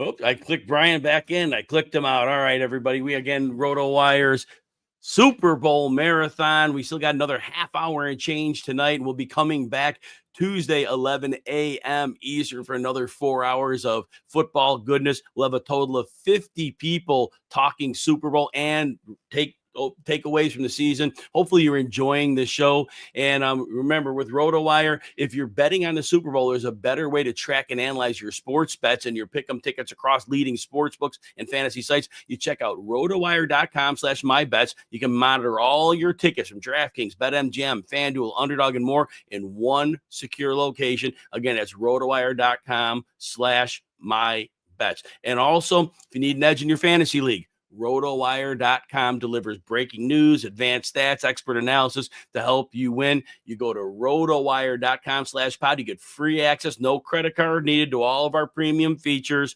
And again, that's RotoWire.com/pod. Check us out. If you like it, join the team. If not, we're just glad you took a look. But I'm excited to work for RotoWire, and thanks for listening to our show on this. And if you're on YouTube watching this, we have a fantasy football only YouTube channel. Consider checking that out. That's where most of my content is. Would love if you could subscribe. That'd be great. And now we are going to bring in Scott Simpson with the trophy there. Look at that trophy. Talk about the trophy. This is awkward. I'm sorry, Jim. Yeah, I won a league last year, like I do, and I was just polishing it right before I came on. I thought, oh wow, good timing. And it's a Ryan Kennedy's league from Twitter. If you know Ryan, he's awesome. So I'm the champ. Come back to America. It was in Canada. Sorry, Canada. All America right now. So I'm to just put that up there. See, I was waiting for a genie to come popping out of the top. That's what I was hoping for. I said, well, you were kind of doing one of those. I'm thinking that would be a pretty cool thing. We have a genie. Genie, tell us who's going to win the game. Tell us what to bet right now on this show. That's the way we could handle it. And it's funny because speaking of that, you're an analyst with FF Millionaires, works right with the genie concept. But if you don't know Scott Simpson, you should, and you follow him at Nimble W Numbers on the X Machine. Scott, take away from the season. Oh man, I wrote my 5th annual wide receiver 2 theory column this year, and in it I just mused how from 2000 and I've been doing this for about 5-6 years, but from 2021 there was one wide receiver drafted in the first round, and that was Devontae Adams. That was one. Last year, there was 7 to 8 that was drafted. And so I listened to Darren Armani come on a little bit with you, and he just talked about how that running back value kind of was paramount, but it had to be selective too. And I think that is something that's really important, whether it's Chase Brown in the later rounds is kind of that 0 RB guy. It's not just one strategy is going to fit all. It's not, wide receiver 2, just get the wide receiver 2s. No, you need wide receiver 2s. You need the RB1s to hit. You kind of need to hit on all the different strategies. So I think running backs, I saw them coming back just because of the value, not because you could pick who's going to break out. But when you jam 7-8 wide receivers in the first round, it just kind of pushes that running back value back into the second round. So Derrick Henry, I got him 22nd, 23rd, 21st. That's not going to happen next year, but there's going to be value like that, I think, still. The market will correct a little bit. There'll be more RBs that go up front, but then you had sliders like Breece Hall, CMC, Jonathan Taylor you mentioned earlier. So, really interesting. It's kind of in flux league. It's a passing league, but then you kind of need those RBs to really win in the playoffs and getting into the playoffs too. I think it was mentioned. So, it's all up for grabs in 2025 for sure. I talk about this all the time, Scott, about pliability in drafts. You might go in with a plan, but if the draft goes a certain way, you always have to be willing to adjust that plan. You can't say, well, I'm sticking, with going 3 receivers early. If the board doesn't play itself that way, as a good fantasy manager, you need to pay attention to the board and you need to be in real time. That's why you should do lower stakes drafts, do some best ball drafts, because when you're on the clock, when your most important ones come about, you're already ready to be able to make those moves. And he talked about being pliable in drafts. Oh yeah. Well, I think when you see patterns developing, I like to draft in the middle rounds, maybe 5 through 9 in there. But if you're on the end, you can't really, you see the runs coming, or you can't, they're far away. But if you can kind of just sense the pattern, if you know one of your league mates, a la Denny Carter, is going wide receiver, you're going to get in an arms race with him. I mean, if you are, that's fine. But if someone else is doing it too, and now, 16% I heard are doing the 0 RB. Well, if you play in high stakes leagues with the sharps, 20 to 30% are doing that. So you really have to hit those margins exact. You have to nail the perfect 0 RBs. You have to nail the perfect wide receiver. So I think these anti-fragility models are tricky to nail exactly, because as soon as you don't hit, it's fragile, it breaks. So the pliability is really key, and sensing and kind of seeing where people are going and knowing who you're drafting with in your leagues is very important. So you got to pivot when people are going to be going hard wide receiver or hard running back, whatever it is. And like Darren Armani said a few spots ago, if you think you're the only person in the room that's doing that, you might want to rethink that, because all of a sudden you're like, my player should be there in the 8th round. Well, somebody else had the same strategy you had. And guess what? 3 picks earlier, bye, you're gone. Yeah. Oh my gosh, in a heartbeat. So looking at Super Bowl Sunday, what are your thoughts on the game, Scott? Oh, man, I'm not a fan of either team, so I want to kind of preface that. I live in Washington, D.C. I'm a fan of fantasy football, betting, DFS, stuff like that. So I'm not a fan in the fight, but I really do like Philly, and I really like Saquon Barkley a lot in this game.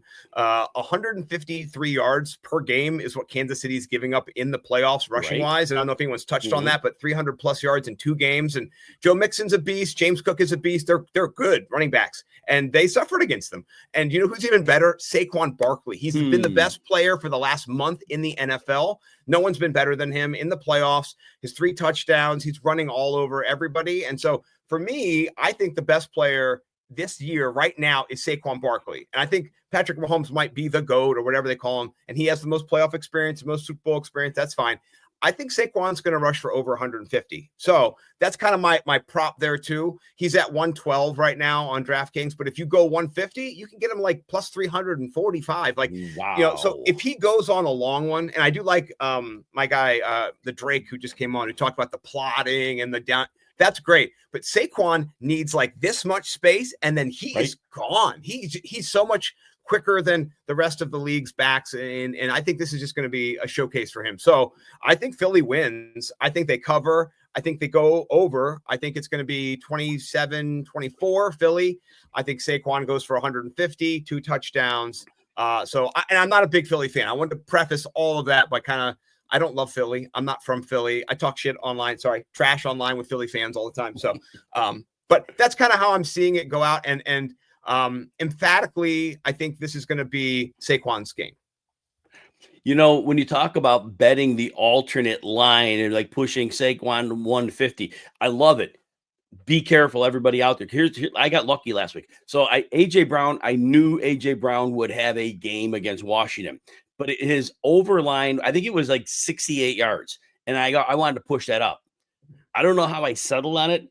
And the 100 is a logical number. If you want to push it, I'm going to go to 100. I push him to 90. And I just said, I'm sticking at 90. He ended up at 96. Wiped the sweat off my brow. Lucky, because it's arbitrary, right? 190. Really, what's the difference? So sometimes if you're betting and you're moving the lineup, the yards could be close. So if you're comfortable at 150, you think, he can go 170, 175. Then yeah.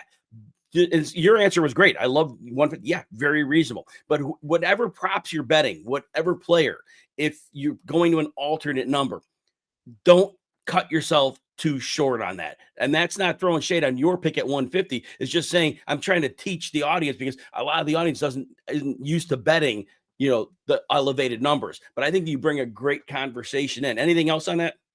I do like what you're saying too. You have to be careful, particularly if you're prop betting and you're combining into parlays and you kind of have a couple things going. Then you do want to move that down a little bit and kind of you like the plus. You want plus. Everyone's searching for plus value. Well, if you want a plus value, go bet the first 2 touchdown scores. You can get plus 600 for Jalen Hurts. You can get plus 450 for Saquon. Right there is your plus, if you need something to get a plus on. So yeah, if you want to go down and make it 140 or whatever, I think I have them projected for 156. And so I was like, that's right over that number. Yes. but it takes a long one. It's not going to be 35-yard runs. That's not going to get, I mean, he's going to have to break a 60, 70, 50-yard touchdown to kind of get you there. So I think he can. So there you go. Longest rush for Saquon. Bet the over on that. And, It's been a pretty successful bet if people have been making that for the last month or so. It's unreal to see him with those long touchdowns. It has been one of the more exciting things about football. And I love everything about football, but watching Barkley this year has been an element of excitement that's been different than a lot of things I've seen. So I'm glad you brought that up. I needed that extra smile on my face because just thinking of those runs, Barkley has been incredible. Remind everybody, Scott, where they can find you and what you have going on in the offseason. I appreciate it. I'm chilling right now. I'm just resting, being a dad, being a teacher, loving my family, trying to, get back the good graces. I just spent all football season spent down here in the basement watching all my televisions, watching football. So, but I'm over at Nimble W Numbers on Twitter, Nimble W Numbers on Blue Sky as well, Nimble W Numbers on YouTube. And then we are the Fantasy Millionaires. We got podcasts on Spotify, on Apple, iTunes, all those things. And we start in August, like around August 1st. We give you the draft preview. And then every single week we go through Elevate, Mitigate, Eviscerate. It's our own start, sit, cut. We give you trades to get paid for the first 10 to 12 weeks of the season. So we do the whole gamut and we win. And that's the key. We win. So do check us out on YouTube and ask Denny Carter and Scott Hansen from NFL Network if we win. I still wish a genie would have come out of that bottle. I think that would have been great. Come on, please, please, please. And you know what? I'm an Austin Powers guy. And, you might be fantasy millionaires, but why go with millions when you could have billions? Billions. I know. Scott, great to see you. Enjoy the Super Bowl. Jim. We'll talk soon. All right. All right, everybody. Hopefully you're enjoying the RotoWire Super Bowl marathon as I continue to tell you about a half an hour left tonight. And then Tuesday we'll come back 11 a.m. Eastern, give it 4 more hours. We'll have 50 different people on the show over time. If you missed any of the show, you can always go back to it. We're doing this early in the week, so if you've got time later in the week, and that's when it's easier, then get back to it whenever you can. Now, although our guests have you covered for which props to consider for the Super Bowl, if you're looking for an edge on NBA, college basketball, even soccer props and more, go to rotowire.com/picks. RotoWire's picks and prop tool uses multiple predicted factors to help you decide if you're better off choosing more or less on sites like Prize Picks and DraftKings. Pick 6. Visit rotowire.com/picks today. And with that, we bring in my friend Jeff Bell. Always have a good football guy's presence on these shows. Got a lot of great people I know at that company and people I like very much. So I invite you all on. So Jeff Bell, and if you don't follow Jeff, but you should be, it's at number 4, Whom J. Bell Tolls. Love that name. Unique. Makes sense. Makes me laugh. The Dynasty captain, the co-host Dynasty and DFS at Football Guys. Major shaker over there, Jeff. Jeff, what's the takeaway from the season you got? Biggest takeaway is the change in running back usage and the kind of the shift back towards bell cow usage that we saw in some of these teams. That I think maybe a little bit of a catalyst would be Kyren Williams, maybe 2 years ago when he really broke out, and there was a lot of talk around not giving away your scheme personnel based upon switching out running backs. It did really seem like there was a major shift towards bell cow back usage. And then I think it's just elements of quarterback run, those types of things, scheme touches for wide receivers have allowed just one running back to really stand in. Yeah, I love that call because we're looking at this thing and we're thinking we're going to see these times. I talked earlier in the show. I was fully expecting Blake Corum to have a role. And the main reason was just the durability concerns we had seen with Kyren Williams. Missed 7 games as a rookie, missed 5 in his second year. He also broke his hand in the playoff game. Had that been weeks earlier, he would have missed time with that. And McVay doubled down. He got all the work. We saw a little bit of Ronnie Rivers. And even when Corum got in, there was very few carries. So I think how does this unfold next year? Do we just see a continuation? It's really interesting because I think we're at a place now, and maybe we were last year, but definitely this year, with all the publicity and all the attention and earned that Saquon Barkley has garnered, and then the Chiefs have done it the exact opposite. So you've got Saquon Barkley really the catalyst for this Eagles getting back to the Super Bowl. Meanwhile, the Chiefs are bringing Kareem Hunt off of the street, or whoever it might be needs to get some carries that week to be able to power their offense. And so it's almost, we live in such a vacuum that we take so much away from what has just happened, that it's, if the Eagles win, then stud running back is the way to go, and it's the only way you can build the team. And if the Eagles don't win, then running backs don't matter at all, and forget about it all over again. You're right. It takes very little to influence the markets. Now, Isaiah Pacheco, he had that broken ankle or leg. I can't remember which one they called it, but it was one or the other. And clearly they rushed him back, and he's not been the same back. If you were drafting in a best ball for next year, how would you view Isaiah Pacheco? Do you think an offseason would be enough to get him back? We're not doctors. We're not in the house. But just if you were drafting, how would you handle Isaiah Pacheco? He's a complete fade for me. He's really kind of off my board. I'm just not going there. And I think that a big reason is because of the depth of rookies running backs coming out in this 2025 class. We've already heard the talk around it. There are so many talented backs in this class. And really, when you start to dig into it with the way the Chiefs have built their team, Isaiah Pacheco is going to be a free agent after the 2025 season. So is it more likely that they want to invest money in keeping Isaiah Pacheco around when we kind of know what he is, and you maybe had a little bit of momentum towards being, again, those bell cow backs that we mentioned? Or do the Chiefs want to step into this draft class and grab one of these guys like a Travion Henderson sitting there at pick 32 or something like that, or Omarion Hampton, some of these players that might be a little bit more well-rounded, have higher ceilings, and are not going to be the financial commitment that Isaiah Pacheco might be? I think that's a great call on that. I mean, ultimately, Pacheco's had some productivity in Kansas City.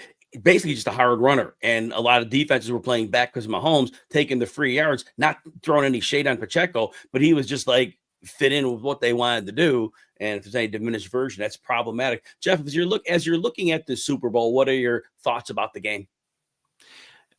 It's two great defenses, which is the first thought. But at the same time, I think what we saw last week between Kansas City and Buffalo was, yes, strong defenses, but good offenses can still move the ball against these strong defenses.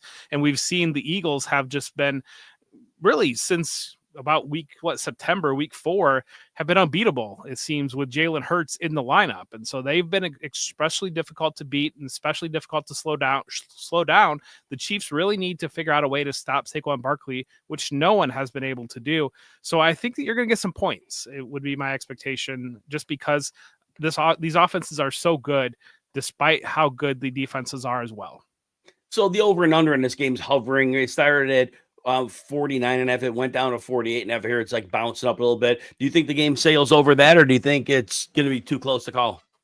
I think that's a good number. I would tend to say over, but I do think that, especially with our fantasy mindsets, we do tend to kind of lean towards the over on some of those things. But like I said, I think that they're going to move the ball. I think they're going to score. Any props you're looking at for this game? So my favorite right now, the one that I love to play that never ever hits, but I do like it quite a bit in this one, is if you go to FanDuel, each team to score 1 rushing touchdown and 1 passing touchdown in each half is plus 7,500. So $10 wins you $750. So a little $10 lay down. Maybe you want to do a $15 lay down to kind of approach that for number. But I was very fortunate. I had hit a nice one during the championship week where it was each team to score a rushing touchdown in each quarter of both games. And so that one hit, and that was a $20 bet that won $11,000. So FanDuel has these fun and the odds are long that this actually happens. But I think when you look at it, when we're talking about both teams moving the ball and both teams scoring, 1 rushing touchdown and 1 passing touchdown in each half, there's a lot of ways to get there on both of these teams. Sportsbook doesn't like you, Jeff Bell. They want you to go away.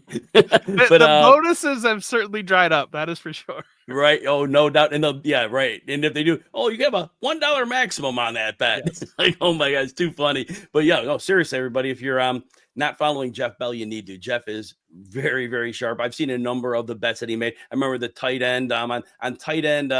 What is it? what do they call that tight end day? What's the name of that National day? Tight Ends Day. National yes. Tight Ends Day. And I know you had that round robin going and you cleaned up on that one as well. But then it's always great to see that. Jeff, remind everybody what you'll have cooking in the off season and how people can keep up with you.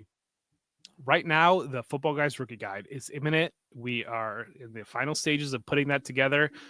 Well over 100 profiles of the incoming class for all fantasy positions: quarterback, wide receiver, running back, tight end, and we will have you covered. And like I said, that is right around the corner. Jeff, enjoy the Super Bowl. Look forward to talking to you soon. Thank you, Jim. I appreciate it. Thank you. All right, everybody. If you want access to my free 13 pages of Super Bowl notes, you go to my X at Jim Coventry NFL. You have to scroll down a bit because I have this show near the top, so you'll have to go down a few, but it's not too far down. But check that out. Detailed breakdowns, narratives for each position, defenders, offensive players, linemen. Got that all covered. Prop betting advice, keys to the game. It's on my X at Jim Coventry NFL. And remember, regardless of which fantasy sports you play, why leave your fantasy season to chance? RotoWire.com gives you the tools you need, like waiver wire advice, projections, customizable rankings. You don't need a credit card for the trial. Just check it out at RotoWire.com/pod. You get a couple days of free access to the site. If you like it, join the team. If not, we're just glad you took a look. And with that, I bring in my friend, Bob Harris. Bob, it's so good to see you always. Everybody knows Bob, but we'll still tell him you find him at the Football Die Hard. Bob's with Football Guys these days. You always find him on Sirius XM Fantasy. Will that show be taking a bit of a hiatus, as Mike Dempsey was saying, or are you still going to be on the channel quite a bit? We will. We'll be off for the most part, I think, through July. We'll be in, when the draft coverage comes around, we'll be part of the draft coverage, do the usual stuff. But we've always been like weekly over the course of the offseason. We won't do that, but we'll come back with a vengeance come the 1st of July. And so be ready for that with a lot of pent up ideas and notions and things we'll want to get off our chest by that point in time. So looking forward to doing the usual things though all off season, jumping into the best ball rooms as soon as they're open and starting to hone the, work the draft muscles, get them where they need to be so that when the drafts that matter most come in August, we'll be well prepared and ready to roll. First full season at Football Guys. How was it? It was fantastic. Super fortunate to land, finding work home in this day and age, in a place that allowed me to kind of, choose my own path and pick my own way. And there was no shortage of work, Jim. Like you, I like to work a lot, and they let me do as much as I want, as long as I want, and as hard as I want. So I'm very fortunate. Long-time relationship with Joe Bryant, going back to the pre-Football Guys days, the cheatsheet.net, even the pre-cheatsheets.net days. Published Joe's first article in the Fantasy Football Pro Forecast on value-based drafting, and I want to say that was 1996, and so just keeping in touch with him over the years has turned out to be a great thing. So really happy that it worked out that way, and of course happy to have the platform on Sirius that we've had for the last 13 years now. Has been fantastic as well. So it couldn't be going much better. For the people who mistakenly thought I was an OG, you have no clue. Bob has got me by far, and that's an awesome thing. I might have you in age, but you've got me in football experience. I don't know. I think I'm older than you too. I'll be 60 in a few months. I'm 63, man. Are you really? You kids. Oh my gosh! Apparently, I thought you were like 56. Well, Anyway, we're still in great company. Bob, what's a big takeaway you had from the 2024 season? Pay attention to the things that you like. We did a show for like resolutions. I think my chief resolution is pay attention to the lessons I've learned. Like every year, I find myself not following through and doing things that continuously lead me into a spot. This year's probably going to be the biggest lesson is diversify, right? Like so when you do miss, and you're going to miss over the course of time, and all my, if I had 101 this year in 2024, I was taking Christian McCaffrey. It was pretty easy, argument to make given the leverage over the field. You're getting a player and a half. I love that idea. But if you have a bunch of first round picks, if you have 10, number ones overall over the course of the offseason, you ended up with 10 losing teams. It's better to spread the wealth. And if this is a lesson we should have learned a couple years before when Jonathan Taylor was the consensus 101 overall. Right. And we had the same issue with him. So that's lesson number one is diversify. Don't get locked into my takes. And I don't think I do that, but I think, over the course, I'm quick to evolve, right? I'm quick to acknowledge when something's not working and try to move fast to evolve and make the adjustments necessary. I do try to mitigate risk, but let's say Anthony Richardson was a player that I was all in on. Well, he became an auto pick for me. Like if he was available in round 5, boom, I hammered it, right? Just because that's where I thought the spot where he should go. In the future, I will be, and I did the same thing in round 9. It was Christian Watson or Jameson Williams. And I felt like I did a good job of splitting those up, and half of those teams fared pretty damn well, right? With that 9th pick being Jameson Williams, the other half not so good. So I think, reinforcing those lessons, but remembering when I'm drafting this year is going to be the big key, just paying attention. And I do like to, I like to climb on my soapbox. So give me a second here. I'm old. I need to step up on it. Don't hurt your back. I won't hurt my back. The biggest thing is don't let less than ideal quarterback situations chase you off great receiving assets, at least not in the draft. There may come times during the season where you need to adjust and do things based on, a matchup or whatever. But in general, I mean, how many people did not, and we could take this back multiple years, but this year my big win was Malik Neighbors in round 4 instead of Marvin Harrison in round 2. Yes. Right? If I'm drafting players at a perceived ceiling, I want the cheaper piece. And I think people are scared away because of the quarterback situation. Well, Malik Neighbors played with 4 different quarterbacks and still did reasonably well. Brian Thomas Jr. Finished the season on an amazing run playing with Mac Jones. Right. All right. So, and this is not a new development, though. We can go back year over year over year and see the same circumstance. Mike Evans is, 2 years ago, Baker Mayfield shows up. Sometimes the quarterback plays better than you think. Geno Smith that year, we saw Tyler Lockett and DK Metcalf both finish inside the top 15, right? But everyone was shying off those guys. You could get them at bargain basement prices. So I think that's the lesson I learned. Brock Bowers would like me to know that it doesn't matter if you're playing with Gardner Minshew, Desmond Ridder, and Aiden O'Connell. You too can still set every receiving record for a rookie tight end known to man. One of them that's as old as me. So, I mean, that's like that, that's always a big takeaway for me, but it's something that I've been invested in for a while. And I think this, the same thing kind of stands with rookies. The Malik Neighbors lesson reinforced the lesson I learned the year before with Jahmyr Gibbs. It's like, okay, Bijan Robinson, he's a generational talent, but you were paying for that tag. You're paying that generational talent reputation. So you were paying a round 1 price for Bijan Robinson his rookie year, when Jahmyr Gibbs you could get maybe in round 4, at least early on. And so I think those are the kind of values I'll be looking for. Bob, a few guests ago, I was talking about pliability in draft, seeing how a draft is going. But I think you're also talking about pliability in your draft process and your overall approach. Like you said, the quarterback may not be the issue we thought it was with these receivers. And so it's being able to not get in a fixed mindset. And that's how we end up with too many shares of the same player over and over and over. Right. So it's all about pliability and not being fixed in mindset. And it might be easier said than done for a lot. But again, it's going to be hard. It's going to be hard to say, this is my player, and these other 3 players there, I like this player better. But at the end of the day, that season could go south for that player in so many ways. Go ahead, Bob. Right. There are people out there looking at me going, you idiot, you draft 1,000 teams. Yes, I do.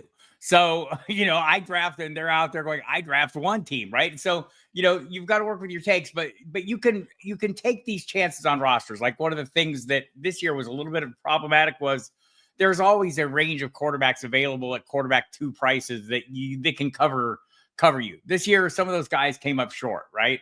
So if you took an early chance on Anthony Richardson, I took a lot of chances on Jaden Daniels too. Those paid off better. Again, it was a cheaper price tag, but it was still the same kind of approach. I'm hoping that normalizes a little bit next year, where that second tier of quarterbacks is a little closer to the top tier in average scoring.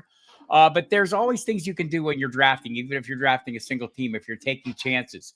You could have risk on your roster without having a risky roster.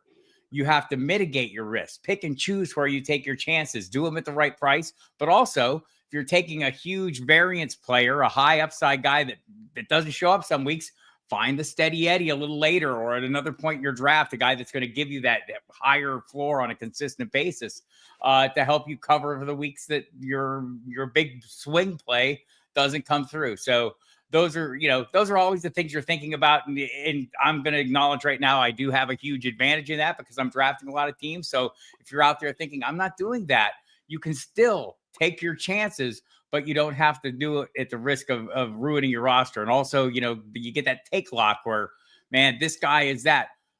Well, you're heading into the season. Remember that first month, September is the new August, I like to say, because, the way that teams practice, you have to be a little patient with players. That doesn't mean you have to stick with guys, play your studs. Well, you don't know who your studs are the first month. And if you see a matchup or a player emerging, that doesn't mean you should bail on those players that you invested an entire offseason telling yourself a happy story why they were going to be successful and why you should pick them. Mark Andrews would be a prime example of a guy that probably didn't show up for you early on, but down the stretch turned back into Mark Andrews, right? So you had to find other ways to get through that while he was struggling.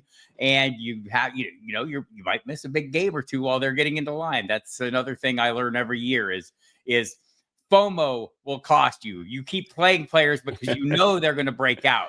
It's coming. So I'm going to keep playing them, waiting for that breakout.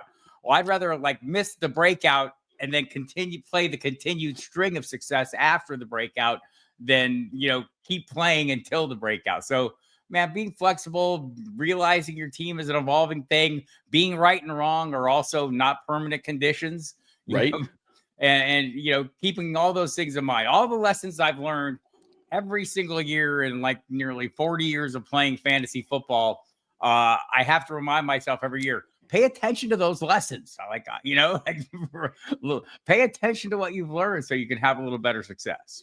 Yeah, we humans can be a little slow to learn, but again, it's always an evolving process for sure. That's true. Bob, what are your thoughts on the Super Bowl? The Eagles are the better team when you look at the roster, right? From top to bottom, they're the better team.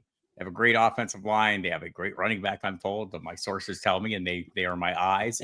His name is Saquon Barkley. They have two high-end receiving assets at wideout. They have another one, perfectly capable asset, Dallas Goedert. Their defense is playing lights out at all three levels. So they have a better team.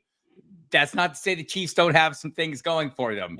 First and foremost, Patrick Mahomes can be a difference maker any given week. And there's a lot of people who have heard me talk about, I don't think he's an ideal fantasy quarterback right now. I think he can be. And I think maybe he's evolving back into something he was earlier in his career. As you look at the way this team is constructed and the receiving assets are maybe outweighing the rushing portion of the team. But whatever the case, any game, Patrick Mahomes could show up and whoop you.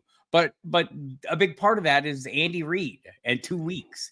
You give Andy Reid 2 weeks and great things are likely to happen for the Chiefs and Steve Spagnuolo on defense. Well, if there's a team that's going to slow down Saquon Barkley, what did he have? 3 sub 100-yard rushing games this year? That's it. That was it. Yeah. If he was going to have a fourth and the Chiefs were responsible for it, that would not be, incredibly surprising. Right. So and I'm not predicting that because I think the Eagles are going to win because I just think they're the better team. But there's plenty of room if you're a Kansas City Chiefs fan to think that you're going to three-peat. But who wants to see that other than Chiefs fans? Nobody. No, you're right. The fatigue has been there.